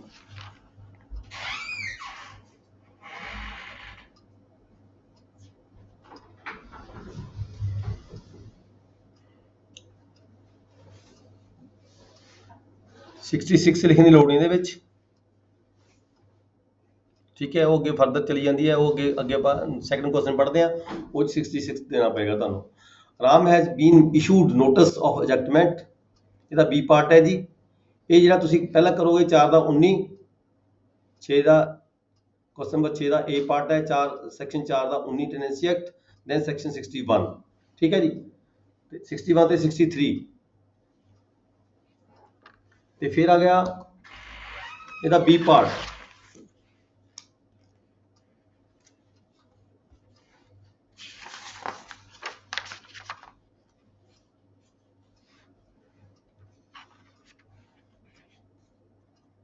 बी पार्ट का क्वेश्चन है जी, Ram has been issued notice of ejectment and thereafter he made improvements। कोई टेनेंसी किराएदार है, ਉਹਨੂੰ ਨੋਟਿਸ ਮਿਲ ਗਿਆ ਉਸਨੂੰ ejectment ਦਾ, ਪਰ ਫਿਰ ਵੀ ਉਹਨੇ ਇੰਪਰੂਵਮੈਂਟ ਕਰਾ ਲਈਆਂ। thereafter he made improvement, what would be the status of his claim for the compensation? कि वो क्लेम करेगा या नहीं करेगा? ejectment ਦਾ ਆਰਡਰ ਮਿਲ ਗਿਆ, ਨੋਟਿਸ ਮਿਲ ਗਿਆ ਵੀ ਤੈਨੂੰ ਖਾਲੀ ਕਰਾਇਆ ਜਾਣਾ ਤੇ ਤੂੰ ਇੰਨੀ ਤਰੀਕ ਨੂੰ ਜਿਹੜੀ ਲੈਂਡ ਹੈ ਤੂੰ ਖਾਲੀ ਕਰ ਦੋ। ਫਿਰ ਵੀ ਉਹ ਇੰਪਰੂਵਮੈਂਟ ਕਰਾ ਲੈਂਦਾ ਬਾਅਦ ਦੇ ਵਿੱਚ ਉਹਦੀ ਪਰਵਾਹ ਨਾ ਕਰਦੇ ਹੋਏ ਨੋਟਿਸ ਦੀ, ਕਿ ਉਹਦਾ ਕੀ ਕਲੇਮ ਹੋਏਗਾ, ਕਲੇਮ ਕਰੇਗਾ ਜਾਂ ਨਹੀਂ ਕਰੇਗਾ ਇੰਪਰੂਵਮੈਂਟ ਕੰਪਨਸੇਸ਼ਨ। ਨੈਕਸਟ ਈਅਰ ਦਾ 66 ਆਊਗਾ ਜੀ ਇਹ। ਬਿਲਕੁਲ ਠੀਕ ਹੈ। ਨਹੀਂ ਕਰੇਗਾ। ਪਹਿਲਾਂ ਤੁਸੀਂ ਦਾ ਆਨਸਰ ਲਿਖਣਾ ਹੈ ਨੋ, ਵੀ ਉਹ ਕਲੇਮ ਨਹੀਂ ਕਰ ਸਕਦਾ ਕਿਉਂਕਿ ਉਹਨੂੰ ejectment ਦਾ ਆਰਡਰ ਮਿਲ ਚੁੱਕਿਆ ਸੀਗਾ, ਇਸ ਕਰਕੇ ਉਹ ਕਲੇਮ ਨਹੀਂ ਕਰ ਸਕਦਾ ਤੇ ਸੈਕਸ਼ਨ 66 ਕਵਰ ਕਰੇਗਾ ਇਹਦੇ ਵਿੱਚ। ਠੀਕ ਹੈ ਜੀ। ਉਹ ਜੇ ਨੋਟਿਸ ਮਿਲਣ ਤੋਂ ਬਾਅਦ ਜੇ ਕੋਈ ਇੰਪਰੂਵਮੈਂਟ ਦੀ ਗੱਲ ਕਰਦਾ ਹੈ, ਠੀਕ ਹੈ, ਤਾਂ then he cannot claim the improvements।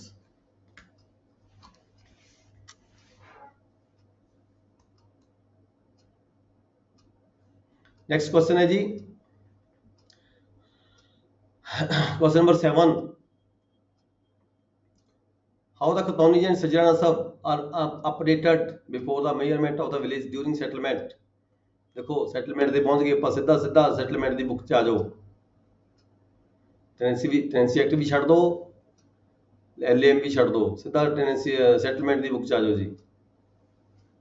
ਠੀਕ ਹੈ। ਅੰਤਕਾ ਨੰਬਰ 7 ਪੈਰਾ 1 ਦੇ ਵਿੱਚ ਕਵਰ ਹੁੰਦਾ ਇਹ। ਕੀ ਹੁੰਦਾ ਆਪਾਂ ਜਵਾਨੀ ਪੜ੍ਹਿਆ ਸੀ ਪਹਿਲਾਂ।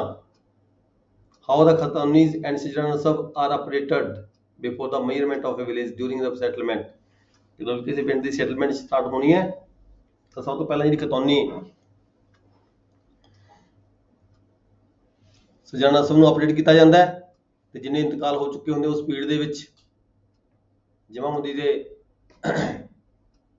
ਤੋਂ ਬਾਅਦ ਜਿੰਨੇ ਵੀ ਇੰਤਕਾਲ ਹੋ ਚੁੱਕੇ ਹੁੰਦੇ ਨੇ ਉਹਨਾਂ ਨੂੰ ਆਪਰੇਟ ਕਰਕੇ ਜਿਹੜੀ ਖਤੌਨੀ ਬਣਾਈ ਜਾਂਦੀ ਹੈ। ਠੀਕ ਹੈ ਜੀ। ਤੇ ਸਜਰਾਨਾ ਸਭ ਬਣਾਇਆ ਜਾਂਦਾ ਹੈਗਾ। ਇਹ ਜੇ ਤੁਸੀਂ ਅੰਤਕਾ 7 ਹੈਗਾ ਪੈਰਾ 1 ਦੇ ਵਿੱਚੋਂ ਕੁਝ ਪਾਰਟ ਲਿਖ ਦਿਓ। ਦੇਨ ਆ ਗਿਆ ਜੀ, what is parcha, what is the duty of the patwari regarding the parcha when khataunis are ready and new jamabandi are prepared।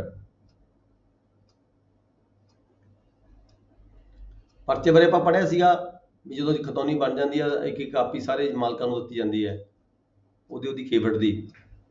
ਠੀਕ ਹੈ ਜੀ। ਇਹਨੂੰ ਅਸੀਂ ਪਰਚਾ ਕਹਿੰਦੇ ਸੀਗੇ। ਜਦੋਂ ਖਤੌਨੀ ਤਿਆਰ ਹੋ ਜਾਂਦੀ ਹੈ, what is parcha, what is the duty of the patwari regarding the parcha when khataunis are ready and new jamabandi are prepared. ਇਹ ਤੁਹਾਡੀ ਅੰਤਕਾ 7 ਦਾ ਜਿਹੜਾ B7 ਦੇ ਵਿੱਚ B ਪਾਰਟ ਹੈਗਾ, B ਦਾ 2।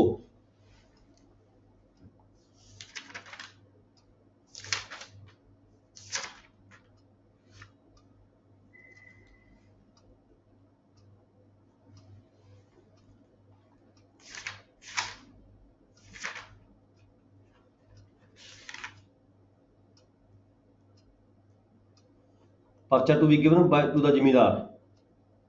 ਠੀਕ ਹੈ ਜੀ। ਇਹ ਲਿਖ ਦੋਗੇ ਤੁਸੀਂ।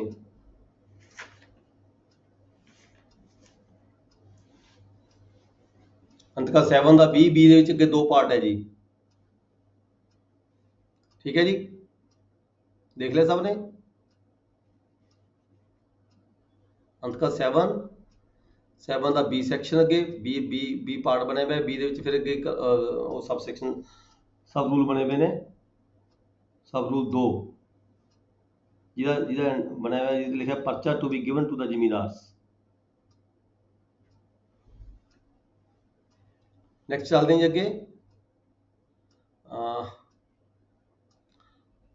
Question number 8, how the genealogical tree is prepared updated in village in which such trees has already been prepared at a previous settlement।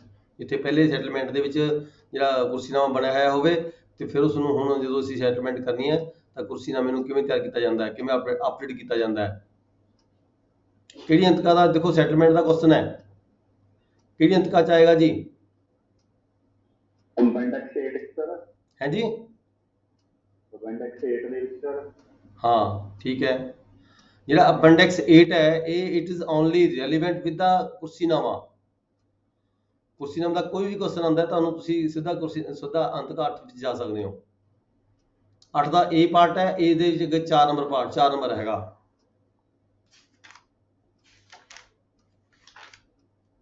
8 the A, ਇਹਦਾ ਅੱਗੇ 4।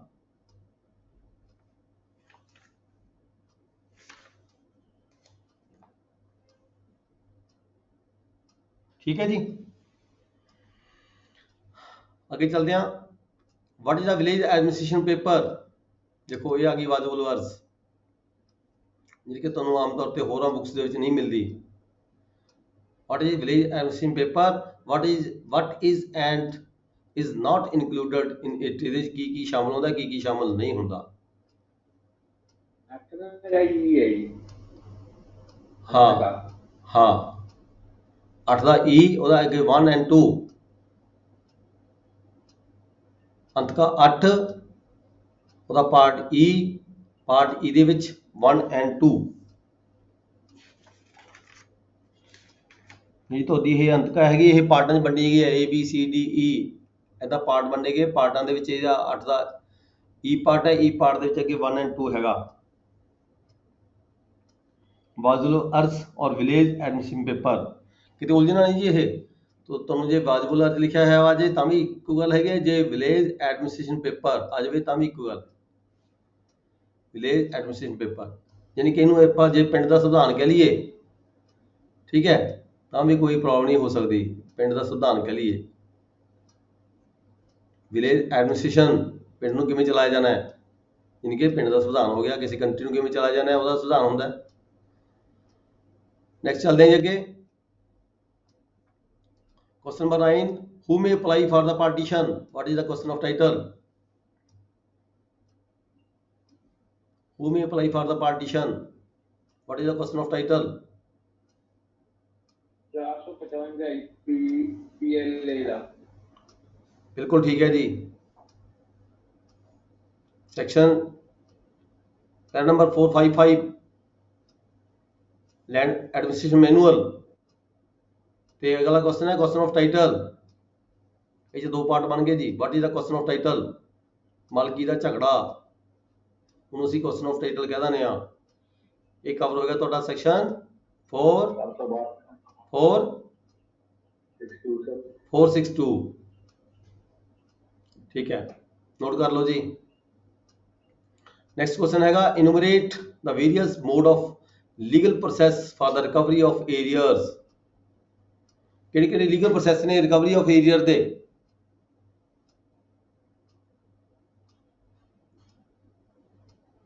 ਪਹਿਲਾਂ ਨੋਟਿਸ ਜਾਰੀ ਕਰਦੇ ਆ, ਹੁਣ ਵਾਰੰਟ ਵੀ ਜਾਰੀ ਕਰ ਸਕਦੇ ਆ, ਅਟੈਚਮੈਂਟ ਵੀ ਕਰ ਸਕਦੇ ਆ, ਖੜੀ ਫਸਲ ਚੱਲ ਜਾਇਦਾਦ ਵੀ ਖੜੀ ਅਟੈਚ ਕਰ ਸਕਦੇ ਆ। ਠੀਕ ਹੈ, ਫਿਰ ਉਹਦੀ ਜਿਹੜੀ ਚੱਲ ਜਾਇਦਾਦ ਹੈ ਉਹਨੂੰ ਵੀ ਅਟੈਚ ਕਰ ਸਕਦੇ ਆ, ਬੋਲੀ ਵੀ ਕਰ ਸਕਦੇ ਆ। ਇਹ ਸਾਰੇ ਪ੍ਰੋਸੈਸ ਹੁੰਦੇ ਆ। ਆਪਾਂ ਵੈਸੇ ਤਾਂ ਇਹ ਤੁਹਾਡਾ ਉਧਰੋਂ ਲੈਂਡ ਰੈਵਨਿਊ ਐਕਟ ਵਿੱਚ ਕਵਰ ਹੋ ਜਾਂਦਾ ਸਾਰਾ ਸੈਕਸ਼ਨ 60 ਤੋਂ ਲੈ ਕੇ 96 ਤੱਕ। ਇਹਦੇ ਵਿੱਚ ਤੁਹਾਡਾ ਜਿਹੜਾ ਸੈਕਸ਼ਨ ਹੈ 520 LAM ਦੇ ਵਿੱਚ ਪਹਿਲਾ 520 ਦੇਖੋ ਕਵਰ ਹੁੰਦਾ ਜੀ।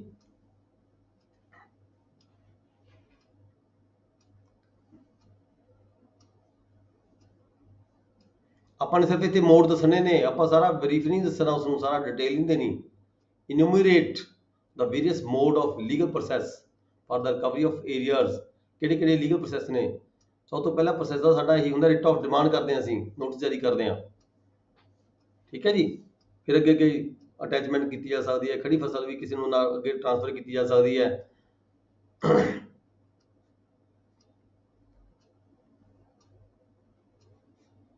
पैरा 520 है जी। ठीक है, आगे चलते हैं। Question number 10, explain the power of revenue officers with reference to the review, revision and appeal in various cases. दसो जी कितों डील करोगे?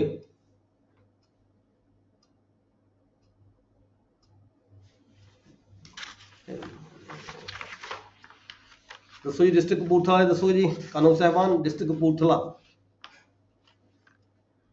Power of revenue officers with reference to review revision and appeal. ਇਹ question ਕਿੱਥੋਂ deal ਕਰੋਗੇ ਜੀ, ਕਿਹੜੀ book ਦੇ ਨਾਲ ਸੰਬੰਧਿਤ ਹੈ? ਮੇਨ ਤਾਂ ਦੇਖੋ ਇਹ ਸੰਬੰਧਿਤ ਹੈਗਾ ਤੁਹਾਡਾ ਸੈਕਸ਼ਨ 6 ਆ ਜਾਂਦਾ ਹੈ ਪਾਵਰਸ ਆਫ ਰੈਵਨਿਊ ਆਫੀਸਰਸ। ਜੇ ਆਪਾਂ ਲੈਂਡ ਰੈਵਨਿਊ ਐਕਟ ਦੀ ਗੱਲ ਕਰਦੇ ਹਾਂ, ਬੇਸਿਕ ਲਾਅ 'ਚ ਚੱਲਦੇ ਹਾਂ ਜੇ ਆਪਾਂ, ਫਿਰ ਉਹਦੇ ਸੈਕਸ਼ਨ 13, 14, 15, 16 ਆ ਜਾਂਦੀਆਂ ਨੇ, appeal, review, revision land revenue act ਦੇ ਵਿੱਚ ਆ ਜਾਂਦੇ। ਪਰ ਤੁਸੀਂ ਇੱਥੇ ਜਿਹੜਾ ਲੈਂਡ ਰੈਵਨਿਊ ਐਕਟ ਤੁਹਾਡੇ ਪਾਸ ਤੁਹਾਡੇ ਸਿਲੇਬਸ 'ਚ ਨਹੀਂ ਹੈਗਾ, ਠੀਕ ਹੈ। ਬੇਸਿਕ ਲਾਅ ਤਾਂ ਉਹ ਹੈਗਾ section 6 power of revenue officers, section 13, 14, 15, 16, 17 ਆ ਜਾਂਦੇ ਨੇ ਸਾਰੇ, appeal, review, revision, limitation of appeal 14 ਦੇ ਵਿੱਚ ਆ ਜਾਂਦਾ ਹੈ। ਇੱਥੇ ਡੀਲ ਕਰੋਗੇ ਤੁਸੀਂ। ਦੱਸੋ ਜੀ ਡਿਸਟ੍ਰਿਕਟ ਫਤਿਹਗੜ੍ਹ, ਮੋਹਾਲੀ, ਪਟਿਆਲਾ,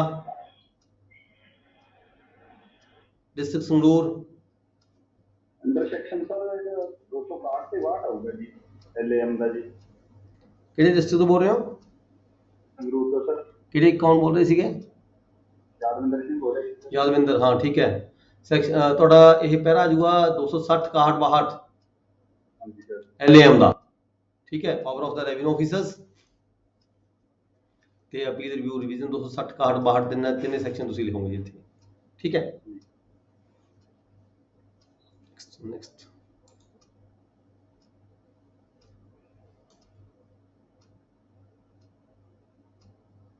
ਔਖਾ ਤਾਂ ਨਹੀਂ ਲੱਗ ਰਿਹਾ ਜੀ ਪੇਪਰ? ਜਦੋਂ ਪੜਿਆ ਹੋਵੇ ਫਿਰ ਉਹ ਕੋਈ ਔਖਾ ਨਹੀਂ ਲੱਗਦਾ ਹੁੰਦਾ, ਜਦੋਂ ਨਾ ਪੜਿਆ ਹੋਵੇ ਫਿਰ ਤਾਂ ਉੱਪਰ ਲੰਘਦਾ ਸਾਰਾ ਕੁਝ। ਜੀ ਸਰ ਇਹ ਸਰ ਤਿੰਨੋਂ ਸੈਕਸ਼ਨ ਪੂਰਾ ਡਿਟੇਲ ਚ ਲਿਖਾਂਗੇ ਕਿਸ ਤਰ੍ਹਾਂ ਦਾ? ਜੇ 10 ਨੰਬਰ ਦਾ ਕੁਐਸਚਨ ਵੀ ਹੈ ਜੀ। ਜ਼ਿਆਦਾ ਲੰਮਾ ਲਿਖਣ ਦੀ ਲੋੜ ਨਹੀਂ ਹੁੰਦੀ ਜੀ, ਉਹਨੇ ਪੇਪਰ ਦੇ ਅਕੋਰਡਿੰਗ ਤੁਸੀਂ ਕਵਰ ਕਰੋ, ਉਹਦੇ ਅਕੋਰਡਿੰਗ ਲਿਖਣਾ, ਆਨਸਰ ਲਿਖਣਾ। ਜਿਵੇਂ ਤੁਹਾਡੇ ਕੋਲੇ ਪੇਪਰ ਤੁਸੀਂ ਬੈਠੇ ਹੋ, ਜਿਵੇਂ ਤੁਹਾਡੇ ਕੋਲੇ ਸਮਾਂ ਹੈਗਾ, ਆਪਣੇ ਸਮੇਂ ਨੂੰ ਮੈਨੇਜ ਕਰਨਾ ਹੈ। 19 ਵਾਲਾ ਤੁਸੀਂ ਆਪਣੇ ਸਮੇਂ ਨੂੰ ਮੈਨੇਜ ਕਰਨਾ ਹੈ ਜੀ।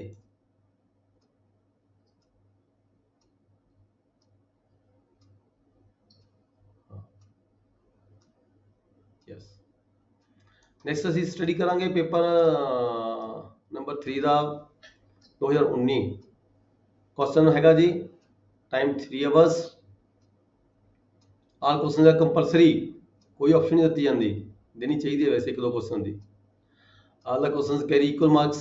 Full marks shall be awarded only if the relevant questions of the law sections of the law have been quoted. ਜੇ ਕਹਿੰਦਾ ਤੁਸੀਂ ਸੈਕਸ਼ਨ ਕੋਡ ਕੀਤੀ ਹੈ ਤਾਂ ਤੁਹਾਨੂੰ ਪੂਰੇ ਨੰਬਰ ਮਿਲਣਗੇ, ਅਦਰਵਾਈਜ਼ ਨੰਬਰ ਘਟ ਜਾਣਗੇ। What do you mean? ਪਹਿਲਾ ਕੁਐਸਚਨ ਹੈ ਜੀ, what do you mean? What do you know about the licensing of, ਇਹ ਕਿਹੜਾ ਆ ਗਿਆ? ਹਾਂ short करो, ठीक है। What do you know about the licensing of petition writer in the revenue codes? petition writer ਦੀ ਗੱਲ ਕਰ ਰਹੇ ਜੀ, ਲਾਇਸੈਂਸ ਬਾਰੇ। ਰੈਵਨਿਊ ਕੋਡ ਦੇ ਵਿੱਚ ਕਿਸੇ ਨੇ ਪਟੀਸ਼ਨ ਰਾਈਟਰ ਕਰਨੀ ਹੈ, ਕਿਸੇ ਨੇ ਕੰਮ ਕਰਨਾ ਹੈ ਰੈਵਨਿਊ ਕੋਡ ਦੇ ਵਿੱਚ, ਕਿਸੇ ਨੇ ਪੇਸ਼ ਹੋਣਾ ਹੈਗਾ, ਤਾਂ ਉਹਦੇ ਬਾਰੇ ਪੁੱਛਿਆ ਗਿਆ ਹੈ, ਉਹਦੇ ਲਾਇਸੈਂਸ ਦੀ ਗੱਲ ਕੀਤੀ ਗਈ ਹੈ। What do you know about the licensing of the petition writer in revenue code?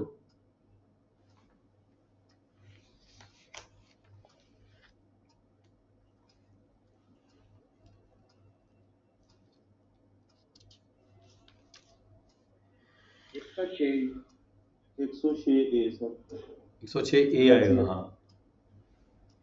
Licensing of the petition writers in the revenue courts and the revenue officers. 106A ਤੇ ਤੁਸੀਂ ਲਿਖ ਲਓਗੇ ਜੀ Punjab tenancy act section 106A, ਠੀਕ ਹੈ ਜੀ, note ਕਰ ਲਓ ਜੀ। ਹੂ ਨੈਕਸਟ ਹੈਗਾ ਇਹਦਾ second question, who can appoint a referee to solve any dispute regarding the division of the produce between the landlord and tenant? What other circumstances can be responsible for such disputes? ਕਹਿੰਦਾ ਕੌਣ referee ਨਿਯੁਕਤ ਕਰਦਾ ਜੀ? ਜੇ ਮਾਲਕ ਦਾ ਤੇ ਕਿਰਾਏਦਾਰ ਦਾ ਝਗੜਾ ਪੈ ਜਾਵੇ ਪ੍ਰੋਡਿਊਸ ਨੂੰ ਲੈ ਕੇ, ਵੀ ਜਿਹੜਾ ਕਣਕ ਦਾ ਢੇਰ ਲਾਇਆ ਤੁਸੀਂ ਇਹ ਘੱਟ ਹੈ ਜਾਂ ਵੱਧ ਹੈ, ਮਾਲਕ ਕਹਿੰਦਾ ਢੇਰ ਛੋਟਾ ਲੱਗਿਆ ਹੋਇਆ ਹੈ, ਕਿਰਾਏਦਾਰ ਕਹਿੰਦਾ ਪੂਰਾ ਹੈ, ਟੈਨੈਂਟ ਕਹਿੰਦਾ ਪੂਰਾ ਹੈਗਾ, ਤਾਂ ਡਿਸਪਿਊਟ ਕ੍ਰੀਏਟ ਹੋ ਜਾਂਦਾ, ਤਾਂ ਕੌਣ ਰੈਫਰੀ ਨਿਯੁਕਤ ਕਰਦਾ ਹੈ? ਇਹ 17 ਹੈ ਜੀ ਇੰਟਰਨੈਟ ਦਾ ਸੈਕਸ਼ਨ 17 ਸਰ। ਬਿਲਕੁਲ ਠੀਕ ਹੈ, ਸੈਕਸ਼ਨ 17 ਰੈਫਰੀ ਨਿਯੁਕਤ ਕੀਤਾ ਜਾਂਦਾ ਹੈ। ਰੈਫਰੀ ਦੇ ਨਾਲ ਨਾਲ ਅਸੈਸਰ ਵੀ ਕਈ ਵਾਰੀ ਨਿਯੁਕਤ ਕੀਤਾ ਜਾਂਦਾ ਹੈ, ਜਿਹੜੇ ਨੋਟਿਸ ਜਾਰੀ ਕਰਕੇ ਪਹਿਲਾਂ ਨੋਟਿਸ ਜਾਰੀ ਕਰਦੇ ਆ, ਫਿਰ ਖੇਤ ਜਾਂਦੇ ਆ ਉਸੇ ਸਮੇਂ ਦੇ ਉੱਪਰ, ਤੇ ਮਾਲਕ ਵੀ ਤੇ ਕਿਰਾਏਦਾਰ ਵੀ ਦੋਹੇ ਹੁੰਦੇ ਆ, ਉਹਨਾਂ ਦੀ ਹਾਜ਼ਰੀ ਦੇ ਵਿੱਚ ਜਿਹੜੀ ਵੰਡ ਕੀਤੀ ਜਾਂਦੀ ਹੈ ਪ੍ਰੋਡਿਊਸ ਦੀ, ਜਿਹੜਾ ਵੀ ਉਹਨਾਂ ਨੇ ਫਸਲ ਇਕੱਠੀ ਕੀਤੀ ਵੀ ਹੁੰਦੀ ਹੈ। ਆਪਾਂ ਕਾਫੀ ਡਿਟੇਲ 'ਚ ਪੜ੍ਹਿਆ ਸੀਗਾ। ਦੈਨ ਇਹਦਾ ਬੀ ਪਾਰਟ ਹੈ ਜੀ, what is the term improvement under the Punjab tenancy act 1887। ਫਿਰ ਦੇਖੋ ਟਰਮ ਦੀ ਗੱਲ, ਜਿੱਥੇ ਟਰਮ ਦੀ ਗੱਲ ਆਉਂਦੀ ਹੈ ਇਟ ਮੀਨਸ ਡੈਫੀਨੇਸ਼ਨ। ਠੀਕ ਹੈ, 4 ਦੇ 19 'ਚ ਜਾਵਾਂਗੇ ਜੀ, 4 ਦੇ 19 ਦੇ ਵਿੱਚ ਆ ਕੇ ਲਿਖ ਦਾਂਗੇ definition improvement the. Question number 3, what procedure is to be followed if a landlord wants to do improvement? ਰਾਤੀ ਜ਼ਮੀਨ ਵਿੱਚ ਸੁਧਾਰ ਲੈ ਗਿਆ ਜੀ, ਉਹਦੇ ਚ ਤਿੰਨ ਚੀਜ਼। ਹਾਂ ਹੈ ਜਿਹੜਾ ਤਿੰਨ ਕੁਐਸਚਨ ਹੈਗਾ ਸੁਧਾਰ, ਜ਼ਮੀਨ ਦਾ ਸੁਧਾਰ 61 ਆਊਗਾ ਜੀ 61। ਡੈਫੀਨੇਸ਼ਨ ਪੁੱਛੀ ਹੈ ਇੰਪਰੂਵਮੈਂਟ ਦੀ, 4 ਦੇ 19 'ਚ ਕਵਰ ਨਹੀਂ ਹੁੰਦੀ। ਜ਼ਮੀਨ ਵਿੱਚ ਸੁਧਾਰ ਕਰਨਾ ਚਾਹੀਦਾ ਹੈ।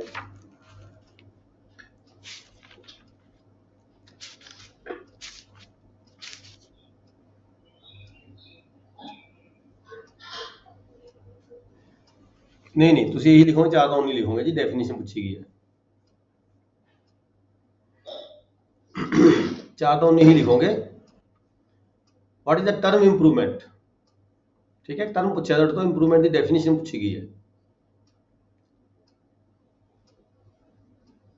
आगे क्वेश्चन नंबर 3 है, what procedure is to be followed if a landlord wants to do improvement on the tenancy? जे कोई मालिक है टेनेंसी के उपर इंप्रूवमेंट करनी चाहता है तो की प्रोसीजर है?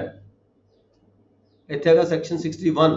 सेक्शन 61 ठीक है जी, टेनेंसी एक्ट का जी सैक्शन 61 है। क्वेश्चन नंबर 3 का ए पार्ट। देन ਇਹਦਾ बी पार्ट हैगा, व्हाट प्रोसीजर एन असेसर और referee should have to follow when appointed by a revenue officer? ਜਦੋਂ ਕਿਸੇ revenue officer ਨੇ ਕਿਸੇ ਨੂੰ ਰੈਫਰੀ ਨਿਯੁਕਤ ਕੀਤਾ ਹੈ ਤੇ ਅਸੈਸਰ ਨਿਯੁਕਤ ਕੀਤਾ ਹੈ, ਅਸੈਸਰ ਔਰ ਰੈਫਰੀ, ਤਾਂ ਕੀ ਪ੍ਰੋਸੀਜਰ ਅਡਾਪਟ ਕੀਤਾ ਜਾਣਾ ਹੈ ਜੀ? ਸਭ ਤੋਂ ਪਹਿਲਾ ਪ੍ਰੋਸੀਜਰ ਇਹ ਹੁੰਦਾ ਵੀ ਉਸਨੇ ਨੋਟਿਸ ਜਾਰੀ ਕਰਨਾ ਹੁੰਦਾ ਹੈ ਵੀ ਮੈਂ ਇੰਨੀ ਤਰੀਕ ਨੂੰ ਇੰਨੇ ਵਜੇ ਫਲਾਣੀ ਜਗ੍ਹਾ ਤੇ ਤੁਹਾਡੇ ਜਿੱਥੇ ਪ੍ਰੋਡਿਊਸ ਪਈ ਹੈ ਉੱਥੇ ਆ ਰਿਹਾ। ਸੈਕਸ਼ਨ ਕਿਹੜਾ ਡੀਲ ਕਰੇਗਾ ਜੀ ਦੱਸੋ? ਡਿਸਟ੍ਰਿਕਟ ਫਤਿਹਗੜ੍ਹ ਕਿਹੜਾ ਸੈਕਸ਼ਨ ਡੀਲ ਕਰੇਗਾ ਇਸ ਨੂੰ? ਜਲੰਧਰ, ਬਠਿੰਡਾ डिस्ट्रिक्ट वाले जी? सारा करूँगा जी। बिल्कुल ठीक है, बिल्कुल ठीक है। सेक्शन 18, सेक्शन 18 सेक्शन 18 ठीक है जी। नेक्स्ट क्वेश्चन हैगा, how a landlord can get his share of produce? How a landlord can get his share of produce if the produce of a tenancy is attached by competent court? ਜਦੋਂ ਕਿਸੇ competent court ਨੇ ਕਿਸੇ ਦੀ produce ਨੂੰ attach ਕਰ ਦਿੱਤਾ ਹੋਵੇ ਤਾਂ landlord ਕਿਵੇਂ ਆਪਦੀ ਜਿਹੜਾ ਸ਼ੇਅਰ ਉਹਦੇ ਚ ਲਏਗਾ? ਡਿਸਟ੍ਰਿਕਟ ਪਟਿਆਲਾ ਦੱਸਣਗੇ ਜੀ। How a landlord can get his share of the produce? Produce ਦੇ ਵਿੱਚੋਂ ਲੈਂਡਲੌਰਡ ਨੇ ਆਪਦਾ ਸ਼ੇਅਰ ਕਿਵੇਂ ਲੈਣਾ ਹੈ? if the produce is of a tenancy attached by a competent court ਨੇ ਉਸ ਨੂੰ ਅਟੈਚ ਕਰ ਰੱਖਿਆ ਹੈ।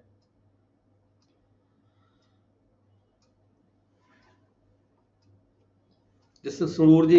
ਕੱਟ ਹੀ ਹੋਈ।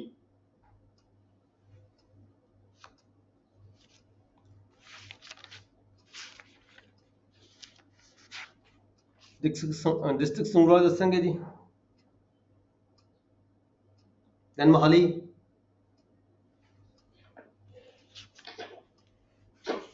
बठिंडा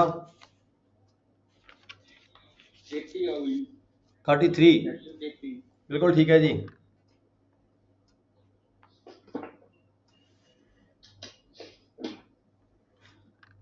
ਇਹਦੇ ਵਿੱਚ ਪਤਾ ਕੀ ਹੈ ਸਿੰਪਲ ਲਾਅ ਕੀ ਕਹਿੰਦਾ ਹੈ? ਲਾਅ ਇਹ ਕਹਿੰਦਾ ਹੈ ਵੀ first right of the landlord ਪੈਂਦਾ ਰੈਂਟ, ਜਿਹੜਾ ਰੈਂਟ ਹੈ, rent is the first right.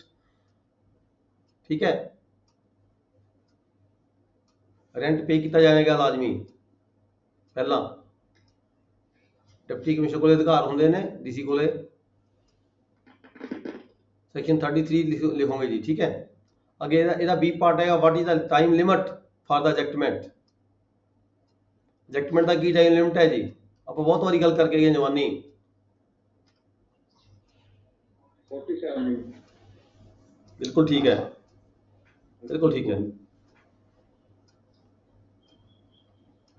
ਦੱਸੇਗਾ ਕੋਈ ਕਿਹੜਾ ਸਮਾਂ ਹੁੰਦਾ ਐਜੈਕਟਮੈਂਟ ਦਾ ਜੀ? ਕਿਸ ਸਮੇਂ 'ਚ ਐਜੈਕਟਮੈਂਟ ਹੁੰਦੀ ਹੈ? ਕੀ ਟਾਈਮ ਲਿਮਿਟ ਹੈ? ਮਈ ਤੋਂ 15 ਜੂਨ ਹੈ ਜੀ 1 ਮਈ ਤੋਂ 15 ਜੂਨ ਦੇ ਵਿੱਚ ਅਸੀਂ ਜਜਮੈਂਟ ਆਰਡਰ ਜਿਹੜਾ ਹੈਗਾ ਇੰਪਲੀਮੈਂਟ ਕਰਦੇ ਹਾਂ, ਐਗਜ਼ੀਕਿਊਟ ਕਰਦੇ ਹਾਂ। Then ਆ ਗਿਆ ਜੀ question number 5, explain time limitation for the appeal under the Punjab Tenancy Act 87। Limitation the Ki, appeal the limitation the time ਕੀ ਹੈ?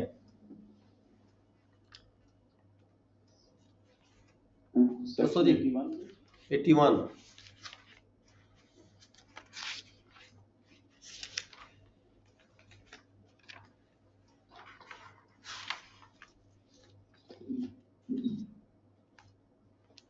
ਸਿੰਪਲ ਯਾਦ ਰੱਖਣਾ ਜੀ, ਸਿੰਪਲ 30 60 90 30 60 90 30 ਦਿਨ ਜੇ ਕਲੈਕਟਰ ਕੋਲ ਜਾਣੀ ਹੈ ਅਪੀਲ, 60 ਦਿਨ ਜੇ ਕਮਿਸ਼ਨਰ ਕੋਲ ਜਾਣੀ ਹੈ, 90 ਦਿਨ ਜੇ ਐਫਸੀਆਰ ਕੋਲ ਜਾਣੀ ਹੈ।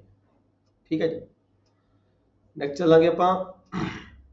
ਕਹਿੰਦੇ revenue officer review his own or predecessor decision and what procedure he has to adopt। ਕੀ ਕੋਈ ਰੈਵਨਿਊ ਆਫੀਸਰ ਆਪਦਾ ਜਾਂ ਆਪਦੇ ਕਿਸੇ ਪ੍ਰੀਡਿਸੈਸਰ ਦਾ ਜਿਹੜਾ ਆਰਡਰ ਹੈ ਉਹਨੂੰ ਰਿਵਿਊ ਕਰ ਸਕਦਾ ਹੈ? ਜੇ ਕਰ ਸਕਦਾ ਤਾਂ ਕਿਵੇਂ ਕਰ ਸਕਦਾ ਹੈ?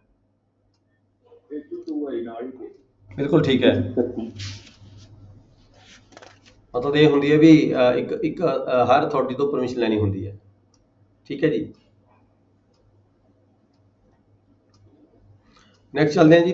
what do you know the provisions under the Punjab settlement manual as what kind of soils are to be recorded in the Khatonis? Do you know the provisions of the settlement manual? The provision ਕੀ ਨੇ ਕਹਿੰਦੇ? what kind of soils are to be recorded in the Khatoni? Khatoni ਦੀ ਕਿਹੜੀ ਕਿਸਮ ਦੀਆਂ ਜਿਹੜੀਆਂ ਹੈਗੀਆਂ what kind of soils ਜ਼ਮੀਨਾਂ are to be recorded? ਜਦੋਂ ਤੁਸੀਂ ਨੰਬਰ ਖਾਸੇ ਦੀ ਇਕੱਲੀ ਦੀ ਫਰਮਾਇਸ਼ ਕਰੋਗੇ, ਫੀਲਡ ਬੁੱਕ ਬਣਾਓਗੇ, ਠੀਕ ਹੈ,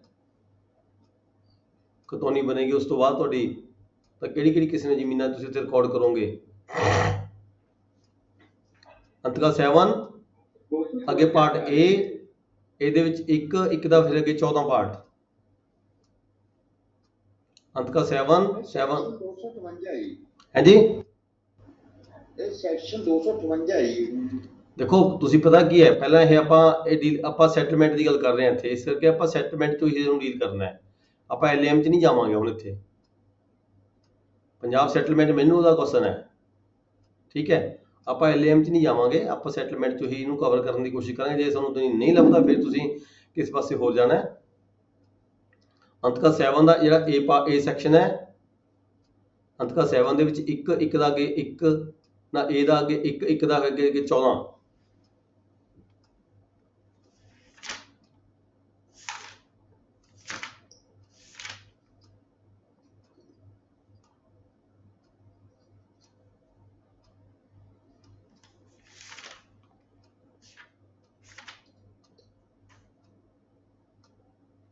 ठीक है जी, मिल गया। The following soils will be recorded in the Khatoni, गैर मुमकिन, गैर बंजर, कदीम, बंजर, जदीद वगैरह वगैरह वगैरह। ठीक है, इतों तुसीं ये कवर कर लोगे। नेक्स्ट चलते हैं, the owner or a tenant is absent। ਜਾਂ owner ਜਾਂ tenant absent है, ਜਦੋਂ ਅਸੀਂ पटवारी is mirroring his field, how the Patwari can make entry with regard to the Khatoni। Explain the procedure keeping in view of the provisions of the Punjab Settlement Manual। देखो सब तो पहला तो settlement manual की गल आ गई, तो it mean साडा जिहड़ा क्वेश्चन है सैटलमेंट मैनुअल दे नाल रिलेटेड रैलीवेंट हैगा। फिर मैं तुहानूं दस्सिया सी जदों खतौनी तुसीं वो बनानी सी, फील्ड बुक बनानी सीगी, तो जे कोई मालक एबसेंट है या टेनेंट एबसेंट है तो तुसीं की करना हुंदा है? याद होएगा आपां क्या दे विच पार्ट थोड़ा जिहा पार्ट छड्ड दो, जदों कोई मालक हाज़र नहीं हैगा फरमाइश करदे वेले, जदों तुसीं नंबर खसा की फरमाइश कर रहे हो, जे मालक या किराएदार कोई भी हाजिर उत्थे नहीं हैगा, ठीक है, उत्थे तुसीं मार्क कर लओगे खाना कैफियत दे विच। जदों मालक या किराएदार आ गया उत्थे फिर उन्ना थोड़ा गैप छड्ड के फिर तुसीं फर्दर अगे जिहड़ी नंबर खसरा की फरमाइश करते रहोगे, ठीक है। वो तो ये जजमेंट हो जाती है भी इन्ना जिहड़ा पार्ट हैगा खाली छड्डिया गया, इत्थे मालक हाजिर नहीं सीगा, ये तां तुसीं कवर करोगे अंतका 7B दा 8वां पार्ट, अंतका 7B ਦੇ ਵਿੱਚ 8 नंबर, ठीक है जी। अगे क्वेश्चन नंबर 8 हैगा, सैटलमेंट के क्वेश्चन काफ़ी आ गए जी ਇਹਦੇ ਵਿੱਚ। Narrate restricted statements as well as required statements for information to be included in ਵਾਜibul ਅਰਜ਼ as provided in Punjab settlement manual। ਇਹ ਕਹਿੰਦਾ ਵਾਜibul ਅਰਜ਼ ਦੇ ਵਿੱਚ ਕਿਹੜੀਆਂ ਸਟੇਟਮੈਂਟਾਂ ਨਹੀਂ ਹੋਣੀਆਂ ਚਾਹੀਦੀਆਂ, restricted ਕਿਹਾ ਗਿਆ ਹੈ।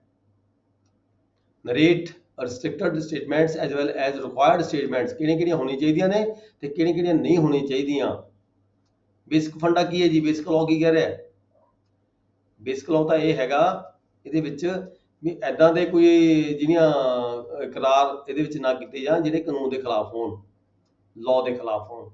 ਜੇ ਕੋਈ ਬੰਦਾ ਕੋਈ ਐਗਰੀਮੈਂਟ ਕਰਦਾ ਹੈ, ਐਦਾਂ ਦਾ ਐਗਰੀਮੈਂਟ ਕਰਦਾ ਜਿਹੜਾ ਸਾਡਾ ਕਾਨੂੰਨ ਦੇ ਵੀ ਖਿਲਾਫ ਹੁੰਦਾ ਹੈ, ਦੈਟ ਇਜ਼ ਵਾਇਡ ਐਗਰੀਮੈਂਟ ਬਣ ਜਾਂਦਾ ਹੈ।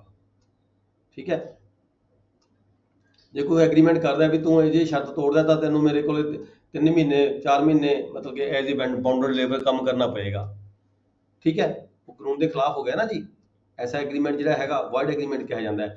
ਇਸੇ ਕਰਕੇ ਇਹਦੇ ਵਿੱਚ ਵਾਜibul ਅਰਜ਼ ਦੀ ਗੱਲ ਕੀਤੀ ਗਈ ਹੈ ਵੀ ਕਿਹੜੀਆਂ ਸਟੇਟਮੈਂਟ ਐਸੀਆਂ ਹੈਗੀਆਂ ਨੇ ਜਿਹੜੀਆਂ ਸਾਡੇ ਵਾਜibul ਅਰਜ਼ ਦਰਜ ਨਹੀਂ ਹੋਣੀਆਂ ਚਾਹੀਦੀਆਂ ਤੇ ਕਿਹੜੀਆਂ ਹੋਣੀਆਂ ਚਾਹੀਦੀਆਂ ਨੇ। ਜਿਹੜੀਆਂ ਸਟੇਟਮੈਂਟਾਂ ਸਾਡੇ ਕਾਨੂੰਨ ਦੇ ਖਿਲਾਫ ਜਾਣ ਬਿਲਕੁਲ ਹੀ, ਉਹ ਇਹਦੇ 'ਚ ਦਰਜ ਨਹੀਂ ਹੋਣੀਆਂ ਚਾਹੀਦੀਆਂ। ਠੀਕ ਹੈ, ਫਿਰ ਕਿਹੜੀਆਂ ਹੋਣੀਆਂ ਚਾਹੀਦੀਆਂ ਨੇ, ਉਹ ਪਿੰਡ ਦੇ ਰੀਤੀ ਰਿਵਾਜ ਕੀ ਕਹਿੰਦੇ ਨੇ ਉਹਦੇ ਮੁਤਾਬਕ ਇਹ ਤੁਸੀਂ ਡੀਲ ਕਰੋਗੇ। ਦੱਸੋ ਜੀ ਕਿੱਥੋਂ ਡੀਲ ਕਰੋਗੇ? ਸੈਟਲਮੈਂਟ ਮੈਨੂਅਲ ਵਾਜibul ਅਰਜ਼ ਦਾ ਸੈਕੰਡ ਪਾਰਟ ਆ। ਹਾਂਜੀ, ਵਾਜibul ਅਰਜ਼ ਦਾ ਵਾਜibul appendix A second part of the statement shall not contain entries relating to matter regulated by law, nor shall customs contrary to justice, integrity or good conscience or ਅੰਤਕ 8 ਦਾ ਜੀ, ਅੰਤਕ 8 ਦਾ ਈ ਦੇ ਵਿੱਚ 1 and 2, ਅੰਤਕ 8 ਦਾ ਈ ਦੇ ਵਿੱਚ second part 1 and 2 part deal ਕਰ ਸਕਦੇ ਹੋ। Sir first ਨਹੀਂ ਆਊਗਾ ਮੇਰੇ ਖਿਆਲ ਨਾਲ। ਇੱਕ ਮਿੰਟ ਦੇਖੋ ਕੀ 8 ਦੇ ਵਿੱਚ 8 ਦਾ ਜਿਹੜਾ ਇੱਕ ਪਾਰਟ ਹੈ ਉਹ ਤਾਂ ਲਿਖਿਆ ਵੀ ਜਿਹੜੀਆਂ ਈ ਇਹਦਾ ਡਿਫਾਈਨ ਕੀਤਾ ਵਾਜibul ਅਰਜ਼ or village registration papers. Second part ਤੋਂ The statement shall not contain entries relating to the matters regulated by law, nor shall customs contrary to the justice। ਦੇਖਿਆ ਨਾ, ਉਹੀ ਗੱਲ ਆ ਗਈ ਵੀ ਜਿਹੜੇ ਕੰਟਰੀ ਨੇ ਜਸਟਿਸ ਦੇ ਖਿਲਾਫ ਨੇ ਉਹ ਚੀਜ਼ਾਂ ਜੇ ਐਂਟਰ ਨਹੀਂ ਹੋਣਗੀਆਂ। ਠੀਕ ਹੈ, The statement of customs respecting rights of the liabilities on the estate shall be in the native form। Normal ਲਿਖ ਦੋਗੇ ਜਿਹਦੇ ਵਿੱਚ। ਠੀਕ ਹੈ ਜੀ, ਕਲੀਅਰ ਹੈ। ਨੈਕਸਟ ਕੁਐਸਚਨ ਆ ਗਿਆ ਜੀ, give a brief note on private partition based on the Punjab land administration manual. ਦੇਖੋ ਇੱਥੇ ਸਾਫ਼ ਕਹਿਤਾ ਇਸਨੇ ਵੀ LAM ਦਾ ਕੁਐਸਚਨ ਹੈਗਾ, ਕਿੱਥੋਂ ਡੀਲ ਕਰੋਗੇ? ਪ੍ਰਾਈਵੇਟ ਪਾਰਟੀਸ਼ਨ ਦੀ ਗੱਲ ਕੀਤੀ ਗਈ ਹੈ। LAM ਦੇ ਵਿੱਚੋਂ ਕਿਹੜਾ ਪੈਰਾ ਹੈ ਜੀ? 451 ਸਰ। ਠੀਕ ਹੈ ਜੀ, ਨੋਟ ਕਰ ਲਓ। ਦੈਨ ਹੈਗਾ question number 10, explain what points are considered when patwari circle are formed। ਜਦੋਂ ਪਟਵਾਰੀ ਸਰਕਲ ਫਾਰਮ ਕਰਨੇ ਨੇ, ਬਣਾਏ ਜਾਂਦੇ ਨੇ ਤਾਂ ਕਿਹੜਾ ਪ੍ਰੋਸੀਜਰ ਫੋਲੋ ਕੀਤਾ ਜਾਂਦਾ ਹੈ? ਦੱਸੋ ਜੀ। ਡਿਸਟ੍ਰਿਕਟ ਬਰਨਾਲਾ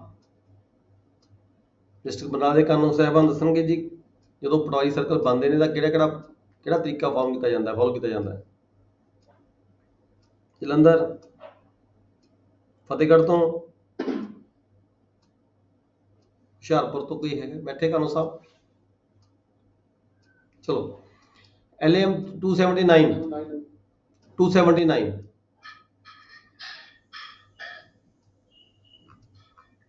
ਕੋਈ ਟਫ ਤਾਂ ਨਹੀਂ ਲੱਗ ਰਿਹਾ ਜੀ ਤੁਹਾਨੂੰ ਕੁਐਸਚਨ ਪੇਪਰ? ਜਦੋਂ ਸਟੱਡੀ ਕੀਤੀ ਹੋਵੇ ਫਿਰ ਕੋਈ ਟਫ ਨਹੀਂ ਲੱਗਦਾ ਹੈਗਾ। ਠੀਕ ਹੈ ਨਾ, ਅਸੀਂ ਥੋਰੋਲੀ ਸਟੱਡੀ ਕੀਤੀ ਹੈ ਸਾਰੇ ਪੇਪਰ ਦੀ, ਇਸ ਕਰਕੇ ਸਾਨੂੰ ਪੂਰਾ ਸਿਲੇਬਸ ਜਦੋਂ ਅਸੀਂ ਪੜ੍ਹਿਆ ਹੋਇਆ ਹੁੰਦਾ ਤਾਂ ਸਾਨੂੰ ਹਰ ਚੀਜ਼ ਦਾ ਪਤਾ ਹੁੰਦਾ ਵੀ ਕਿਤੇ ਨਾ ਕਿਤੇ ਪੜ੍ਹੀ ਤਾਂ ਹੈਗੀ ਹੈ, ਪਰ ਹੈ ਕਿਤੇ ਬਸ ਇੰਨੀ ਦੇਖਣਾ ਹੁੰਦਾ ਜੀ ਕਿੱਥੇ ਪੜ੍ਹੀ ਅਸੀਂ।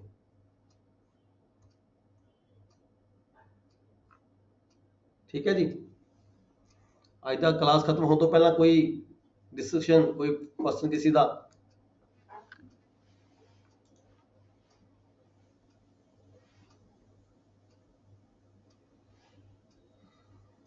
ਸਰ ਜਿਹਦਾ LAM ਚ ਕੁਐਸਚਨ ਹੁੰਦਾ ਫਿਰ ਤਾਂ ਪਹਿਲਾ ਨੰਬਰ ਲਿਖਣਾ ਜੀ ਸਰ। ਹਾਂ ਯਾਦਵਿੰਦਰ ਦੱਸੋ ਕੀ ਕਹਿ ਰਹੇ ਸੀਗੇ? ਜੇ ਤਾਂ ਸਰ LAM ਚ ਕੁਐਸਚਨ ਆਉਂਦਾ ਹੈ ਤਾਂ ਉਹਦਾ ਪਹਿਲਾ ਨੰਬਰ ਲਿਖਣ ਲਈ ਪਹਿਲਾ ਨੰਬਰ 100 ਜੀ। ਹਾਂ ਜੀ, ਤੇ ਸੈਟਲਮੈਂਟ ਮੈਨੂਅਲ ਤੋਂ ਸਰ ਜਿਵੇਂ ਅੰਤਕਾ। ਅੰਤਕਾ ਨੰਬਰ ਦਾ ਅੱਗੇ ਜਿਵੇਂ ਈ ਜਾਂ 2 ਆ ਗਿਆ ਫਿਰ ਉਸ ਤਰ੍ਹਾਂ ਸਰ ਉਦਾਂ ਹੀ ਲਿਖਾਂਗੇ ਜਿਵੇਂ ਬਣਿਆ ਹੋਇਆ ਹੈ। ਠੀਕ ਹੈ ਸਰ ਵੀ ਅਪੈਂਡਿਕਸ 8 ਫਿਰ ਇਹਨੂੰ ਅੱਗੇ ਜਾ ਕੇ ਤਾਂ ਕੀ ਕਲਾਸ ਲਿਖਾਂਗੇ ਜਾਂ ਕੀ ਲਿਖਾਂਗੇ ਤੁਸੀਂ ਕੁਝ ਨਹੀਂ ਲਿਖਣਾ, ਤੁਸੀਂ ਉਹਦੇ ਬੈਕਟਾਂ 'ਚ ਪਾ ਦੋਗੇ ਅੱਗੇ। ਠੀਕ ਹੈ ਸਰ ਅਪੈਂਡਿਕਸ ਦੇ ਅੱਗੇ ਬੈਕਟਾਂ 'ਚ ਪਾ ਦੋਗੇ ਜਿਵੇਂ ਮੈਂ ਤੁਹਾਨੂੰ ਪਾ ਕੇ ਦਿਖਾਇਆ ਸੀਗਾ। ਠੀਕ ਹੈ ਜੀ ਸਰ। ਤੇ ਸਰ ਉਹਦੇ ਵਿੱਚ ਨਾ ਮੈਥ ਸਾਹਿਬ ਦੇ ਵਿੱਚ ਕੈਲਕੂਲੇਟਰ ਲੱਗੇ ਜਾਣ ਦੀ ਆਗਿਆ ਹੈਗੀ ਜਾਂ ਨਹੀਂ? ਨਹੀਂ ਕੈਲਕੂਲੇਟਰ ਥੋੜਾ ਲੱਗ ਜਾਣਾ ਹੁੰਦਾ ਮੈਥ ਦੇ ਵਿੱਚ। ਕੈਲਕੂਲੇਟਰ ਤਾਂ ਫਿਰ ਤਾਂ ਕੈਲਕੂਲੇਟਰ ਨੇ ਕੁਐਸਚਨ ਸੋਲਵ ਕੀਤੇ ਤੁਹਾਡੇ, ਤੁਸੀਂ ਥੋੜਾ ਕੀਤੇ। ਗੁਰਦਰਸ਼ਨ ਬੋਲ ਰਹੇ ਹੋ ਫਤਿਹਗੜ੍ਹ ਤੋਂ? ਹਾਂਜੀ ਸਰ, ਹਾਂਜੀ। ਹਾਂ ਨਹੀਂ ਗੁਰਦਰਸ਼ਨ, ਕੈਲਕੂਲੇਟਰ ਨਹੀਂ ਅਲਾਉ ਹੁੰਦਾ। ਜਸਵਿੰਦਰ ਸੱਗੂ, ਕਿਹੜਾ ਡਿਸਟ੍ਰਿਕਟ ਹੈ ਜਸਵਿੰਦਰ ਜੀ? ਰੰਡਾਈ। ਬਠਿੰਡੇ ਤੋਂ। ਠੀਕ ਲੱਗ ਰਿਹਾ ਪੇਪਰ? ਕੋਈ ਔਖਾ ਤਾਂ ਨਹੀਂ ਲੱਗ ਰਿਹਾ ਜਸਵਿੰਦਰ ਜੀ? ਲੱਗ ਵੀ ਤਾਂ ਜਾਂਦਾ ਜੀ। ਹੈ ਅੱਜ ਤਾਂ ਸੌਖਾ ਲੱਗ ਰਿਹਾ ਸਰ ਜੀ, ਪੇਪਰ ਵੇਲੇ ਸੌਖਾ ਲੱਗ ਰਿਹਾ। ਨਹੀਂ, ਜਦੋਂ ਅੱਜ ਸੌਖਾ ਲੱਗ ਰਿਹਾ ਫਿਰ ਪੇਪਰ ਵੇਲੇ ਵੀ ਸੌਖਾ ਲੱਗੇਗਾ। ਜੇ ਅੱਜ ਕੁਝ ਨਾ ਪਤਾ ਲੱਗਦਾ ਹੋਵੇ ਫਿਰ ਪੇਪਰ ਵੇਲੇ ਵੀ ਕੁਝ ਨਹੀਂ ਪਤਾ ਲੱਗਦਾ। ਅੱਜ ਸੌਖਾ ਲੱਗ ਰਿਹਾ ਨਾ, ਕੋਈ ਇਹ ਤਾਂ ਨਹੀਂ ਲੱਗਦਾ ਵੀ ਅਸੀਂ ਕਿੱਥੋਂ ਪੜ੍ਹ ਰਹੇ ਹਾਂ ਕਿੱਥੋਂ ਦੇਖ ਰਹੇ ਹਾਂ, ਇਹ ਤਾਂ ਨਹੀਂ ਲੱਗ ਰਿਹਾ। ਜਦੋਂ ਤੁਸੀਂ ਸਾਰਾ ਸਿਲੇਬਸ ਪੜ੍ਹਿਆ ਹੋਇਆ ਹੁੰਦਾ ਫਿਰ ਕੁਐਸਚਨ ਪੇਪਰ ਔਖਾ ਨਹੀਂ ਹੁੰਦਾ। ਜਦੋਂ ਅਸੀਂ ਰੈਂਡਮਲੀ ਪੜ੍ਹਦੇ ਹਾਂ, ਕੋਈ ਵਿੱਚੋਂ ਪੜ੍ਹਦੇ ਹਾਂ ਨਾ, ਉਦੋਂ ਔਖਾ ਲੱਗਦਾ ਪੇਪਰ। ਜਦੋਂ ਥੋਰਲੀ ਪੜ੍ਹਿਆ ਹੋਵੇ, ਥੋਰਲੀ ਦੇਖੋ ਮੇਰੀ ਮੇਨ ਕੰਸੈਂਟਰੇਸ਼ਨ। ਅਭਿਪ੍ਰੀਤ ਕਿੱਥੋਂ ਹੈ? ਅਭਿਪ੍ਰੀਤ ਜੀ ਜਲੰਧਰ ਤੋਂ ਜੀ। ਹਾਂ ਅਭਿਪ੍ਰੀਤ ਜੀ, ਜਦੋਂ ਹਾਂ ਪ੍ਰਧਾਨ ਜੀ ਬੋਲ ਰਹੇ ਹੋ, ਜਦੋਂ ਆਪਾਂ ਨਾ ਥੋਰਲੀ ਪੜ੍ਹਦੇ ਹਾਂ ਬਗੈਰ ਇਹ ਦੇਖੇ ਵੀ ਸਾਨੂੰ ਕੁਐਸਚਨ ਕਿੱਥੋਂ ਆਉਣਾ ਕਿੱਥੋਂ ਨਹੀਂ ਆਉਣਾ, ਸਾਨੂੰ ਕੁਝ ਨਹੀਂ ਪਤਾ। ਦੇਖੋ ਮੇਰੀ ਮੇਨ ਕੰਸੈਂਟਰੇਸ਼ਨ ਹੁੰਦੀ ਹੈ ਵੀ ਪੂਰਾ ਸਿਲੇਬਸ ਕਵਰ ਕਰਿਆ ਜਾਵੇ। ਇਸ ਕਰਕੇ ਜਦੋਂ ਤੱਕ ਆਪਾਂ ਪੜ੍ਹ ਰਹੇ ਸੀਗੇ, ਮੇਨ ਕੰਸੈਂਟਰੇਟ ਸੀ ਮੇਰਾ ਵੀ ਇੱਕ ਵਾਰੀ ਸਿਲੇਬਸ ਥੋਰਲੀ ਸਿਲੇਬਸ ਕਵਰ ਹੋਵੇ, ਫਿਰ ਸਾਨੂੰ ਕੁਐਸਚਨ ਜਿੱਥੋਂ ਮਰਜ਼ੀ ਆ ਜਾਵੇ, ਸਾਨੂੰ ਕੋਈ ਚਿੰਤਾ ਨਹੀਂ ਹੁੰਦੀ। ਜਦੋਂ ਅਸੀਂ ਪਾਰਟੀਕੂਲਰ ਸਪੈਸ਼ਲ ਨੰਬਰ ਚੱਕ ਕੇ ਇਕੱਲੇ ਕੁਐਸਚਨ ਪੇਪਰ ਪੜ੍ਹਦੇ ਹਾਂ ਬਿਨਾਂ ਸਿਲੇਬਸ ਕਵਰ ਕਰੇ, ਫਿਰ ਸਾਨੂੰ ਸਾਰਾ ਕੁਝ ਉੱਪਰੋਂ ਲੰਘਦਾ, ਫਿਰ ਸਾਨੂੰ ਕੁਝ ਨਹੀਂ ਪਤਾ ਚੱਲਦਾ। ਇਹ ਪੇਪਰ ਫਿਰ ਮੱਥਾ ਮਾਰੀ ਜਾਂਦੇ ਅਸੀਂ ਇੰਡੈਕਸ ਦੇ ਨਾਲ ਵੀ ਇਹ ਪੇਪਰ ਕਿੱਥੇ, ਇਹ ਕੁਐਸਚਨ ਕਿੱਥੇ ਹੈ ਕਿੱਥੇ ਨਹੀਂ ਹੈਗਾ। ਠੀਕ ਹੈ, ਜਦੋਂ ਅਸੀਂ ਸਿਲੇਬਸ ਸਾਰਾ ਪੜ੍ਹਿਆ ਹੋਇਆ ਹੁੰਦਾ ਫਿਰ ਸਾਨੂੰ ਅੱਧਾ ਤਾਂ ਸਾਡਾ ਕੌਨਫੀਡੈਂਸ ਉਸ ਵੇਲੇ ਬਣ ਜਾਂਦਾ ਕੁਐਸਚਨ ਪੜ੍ਹ ਕੇ ਵੀ ਹਾਂ ਇਹ ਪਤਾ ਯਾਰ ਪੜ੍ਹਿਆ ਤਾਂ ਸੀਗਾ, ਆਪਾਂ ਨੇ ਡਿਸਕਸ ਵੀ ਕੀਤਾ ਸੀਗਾ। ਹੈ ਜੀ, ਨੇ ਆਨਸਰ ਦਾ ਪਤਾ ਹੁੰਦਾ ਸਰ, ਕਿਸੇ ਵੇਲੇ ਕੁਆਂਟੋ ਵੀ ਪੁੱਛਦੇ ਹੈ ਨਾ, ਉਹਦਾ ਦੇਖੋ ਵਰਿੰਦਰ ਜੀ ਤੁਹਾਡੀ ਗੱਲ ਬਿਲਕੁਲ ਵਰਿੰਦਰ ਜੀ ਤੁਹਾਡੀ ਗੱਲ ਬਿਲਕੁਲ ਠੀਕ ਹੈ। ਤੁਹਾਡਾ ਉੱਥੇ ਕੌਨਫੀਡੈਂਸ ਲੂਜ਼ ਨਹੀਂ ਹੁੰਦਾ। ਜਦੋਂ ਤੁਹਾਨੂੰ ਕੁਐਸਚਨ ਪੇਪਰ ਪੜ੍ਹਦੇ ਹੋ, ਤੁਹਾਨੂੰ ਉਹਦਾ ਆਨਸਰ ਆਉਂਦਾ ਹੈ ਤਾਂ ਤੁਹਾਡਾ ਕੌਨਫੀਡੈਂਸ ਬਣ ਜਾਂਦਾ, ਤੁਹਾਡਾ ਕੌਨਫੀਡੈਂਸ ਲੂਜ਼ ਨਹੀਂ ਹੁੰਦਾ। ਇਸ ਕਰਕੇ ਤੁਸੀਂ ਆਪਣੇ ਕੁਐਸਚਨ ਨੂੰ ਫਿਰ ਉਸ ਨੂੰ ਥੋੜਾ ਜਿਹਾ ਟਾਈਮ ਦੇ ਕੇ ਪ੍ਰੋਪਰ ਤਰੀਕੇ ਨਾਲ ਡੀਲ ਕਰ ਸਕਦੇ ਹੋ। ਪਰ ਜਦੋਂ ਤੁਸੀਂ ਕੁਐਸਚਨ ਪੜ੍ਹਦੇ ਹੋ ਤਾਂ ਤੁਹਾਨੂੰ ਆਨਸਰ ਹੀ ਨਹੀਂ ਪਤਾ ਹੁੰਦਾ ਕਿੱਥੇ ਕਿੱਥੇ ਨਹੀਂ, ਫਿਰ ਤੁਸੀਂ ਬੁੱਕਸ ਦੇ ਵਿੱਚ ਇੰਡੈਕਸ ਲੱਭਣ ਦੇ ਵਿੱਚ ਟਾਈਮ ਵੇਸਟ ਹੋ ਜਾਂਦਾ। ਫਿਰ ਅਸੀਂ ਨਾ ਤਾਂ ਪ੍ਰੋਪਰ ਅਟੈਂਡ ਕਰ ਪਾਉਂਦੇ ਹਾਂ ਤੇ ਸਾਡਾ ਕੌਨਫੀਡੈਂਸ ਉੱਥੇ ਹੀ ਖਤਮ ਹੋ ਜਾਂਦਾ। ਸਾਨੂੰ ਕੁਐਸਚਨ ਨਹੀਂ ਪ੍ਰੋਪਰ ਪਤਾ ਲੱਗਦਾ ਵੀ ਕਿਹੜੀ ਬੁੱਕ ਨਾਲ ਇਹਦੀ ਰੈਲੀਵੈਂਸੀ ਹੈਗੀ, ਕਿਹੜੀ ਦੇ ਨਾਲ ਨਹੀਂ ਹੈਗੀ। ਸਾਡਾ ਜਿਹੜਾ ਮਾਈਂਡ ਹੁੰਦਾ ਉਹ ਡਿਸਟਰਬ ਹੋ ਜਾਂਦਾ ਹੈ। ਠੀਕ ਹੈ,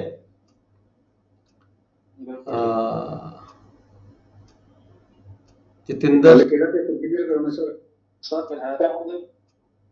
ਜਤਿੰਦਰ ਜੀ ਕੋਲ ਬੈਠੇ। ਜਤਿੰਦਰ ਤੋਂ ਕਿਹੜਾ ਡਿਸਟ੍ਰਿਕਟ ਜਤਿੰਦਰ ਤੁਹਾਡਾ? Pathankot district. Pathankot sir Pathankot district. Okay ਹਾਂ, ਠੀਕ ਲੱਗ ਰਿਹਾ ਤੁਹਾਨੂੰ? ਕੋਈ ਦਿੱਕਤ ਤਾਂ ਨਹੀਂ ਆ ਰਹੀ? ਬਹੁਤ ਵਧੀਆ ਸਰ। ਨਹੀਂ ਸਰ ਕੋਈ ਦਿੱਕਤ ਨਹੀਂ, ਬਹੁਤ ਵਧੀਆ ਚੱਲ ਰਹੀ। ਦੇਖੋ ਹੁਣ ਤੁਹਾਡੇ ਕੋਲ ਟਾਈਮ ਹੈ ਥੋੜਾ ਜਿਹਾ, ਤੁਸੀਂ ਸਿਲੇਬਸ ਸਾਰਾ ਇੱਕ ਵਾਰੀ ਪੜ੍ਹ ਚੁੱਕੇ ਹੋ, ਤੁਸੀਂ ਥੋੜਾ ਜਿਹਾ ਟਾਈਮ ਤੁਸੀਂ ਆਪਦਾ ਡਿਵੋਟ ਕਰੋਗੇ ਤਾਂ ਕਿ ਤੁਹਾਨੂੰ ਇਹ ਮੈਨੂੰ ਕੁਐਸਚਨ ਕਰ ਸਕੋ, ਤੁਹਾਨੂੰ ਜਿਹੜੀ ਗੱਲ ਦਾ ਨਾ ਪਤਾ ਲੱਗੇ। ਜੀ ਸਰ। ਆਪਾਂ ਡਿਸਕਸ ਕਰਨੇ ਕੁਐਸਚਨ ਆਨਸਰ ਜਦੋਂ ਅਸੀਂ ਪੜ੍ਹਦੇ ਆ ਨਾ, ਤਾਂ ਤੁਹਾਨੂੰ ਜੇ ਕੋਈ ਦਿੱਕਤ ਆਉਂਦੀ ਹੈ ਤੁਸੀਂ ਮਤਲਬ ਕਿ ਜਿਵੇਂ ਹੁਣ ਆਪਾਂ ਕੱਲ ਕੁਐਸਚਨ ਪੇਪਰ ਨੰਬਰ 4 ਕਰਾਂਗੇ। ਠੀਕ ਹੈ, ਤੁਸੀਂ 4 ਦੇ ਬਾਰੇ ਮਾੜਾ ਮੋਟਾ ਡਿਸਕਸ ਕਰੋ, ਆਪਣੇ ਪੱਧਰ ਤੇ ਦੇਖੋ, ਬੁੱਕਸ ਦੇਖੋ, ਕੁਐਸਚਨ ਪੇਪਰ ਦੇਖੋ